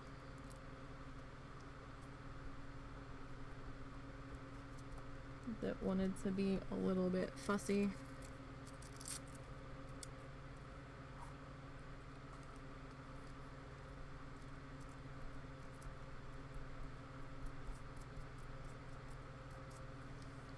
Okay. So we put those pieces up there. These guys we didn't touch yet, so they're gonna go back in actual bag.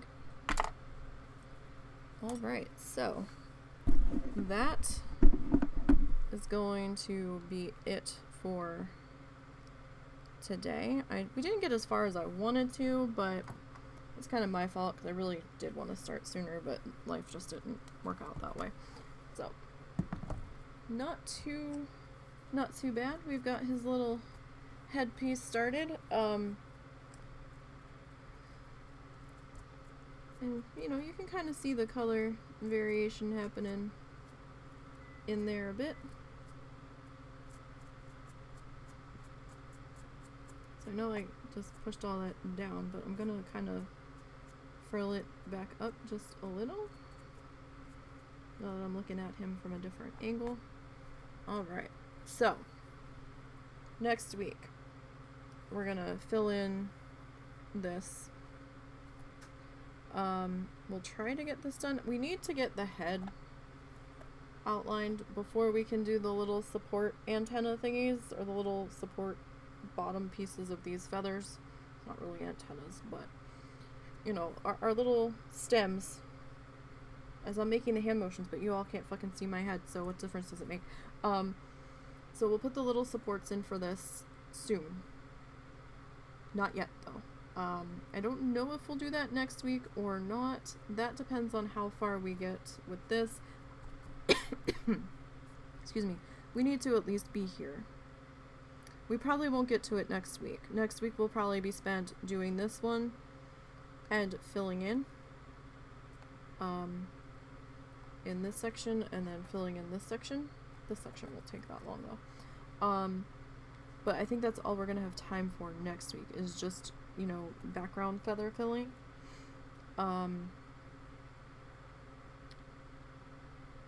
And so it's probably gonna be a little bit before we get to those. I just want to have all of that sorted first, but we will be doing it. Probably gonna do this when we do this. just so that I can lay them in, and then, you know, we can figure out where we're going to connect and how things are going to look and everything. But you know what, guys? We're up to this corner now. We're up to here. So, we'll be starting to turn the canvas next week, I think. Well, no, we probably won't be turning the canvas yet. We will be physically working on this side, but I'm not going to physically turn the canvas because then I'm not going to be able to see what I'm doing if it's up in this corner. I mean, I probably could, but it's going to be a bit of a pain in the ass. But, yeah, we'll probably still keep it this way, but we are, you know, our work is turning the corner. Anyhow, that's going to do it for today. I hope you all have a great work week. I hope, if it's still your weekend, that it finishes out smoothly. Next stream will be on Wednesday, and we'll be doing more Bloodthirsty leveling, along with a little bit of work on the iron. Brewfest is still going on through October 6th is the last day, like it wraps up the morning of October 6th, so we'll be able to do a pass-through on ram racing, and I might take the pacifist hunter over there. We might have time for a triple if I just fudge the iron. We'll see. We'll see if I just, you know, start the ram race and then pop off. I don't know if they ever fixed Chowdown yet on my server. I haven't had the chance to log in on that character since then. So we'll check on that on Wednesday as well. So, you all have a great night. I hope to get a short episode of Flamingo Falls up in the next couple of days on the YouTube channel, which is my sandbox game that I'm working on. So you all have a great night. Good work week. Until Wednesday, have a good one, guys.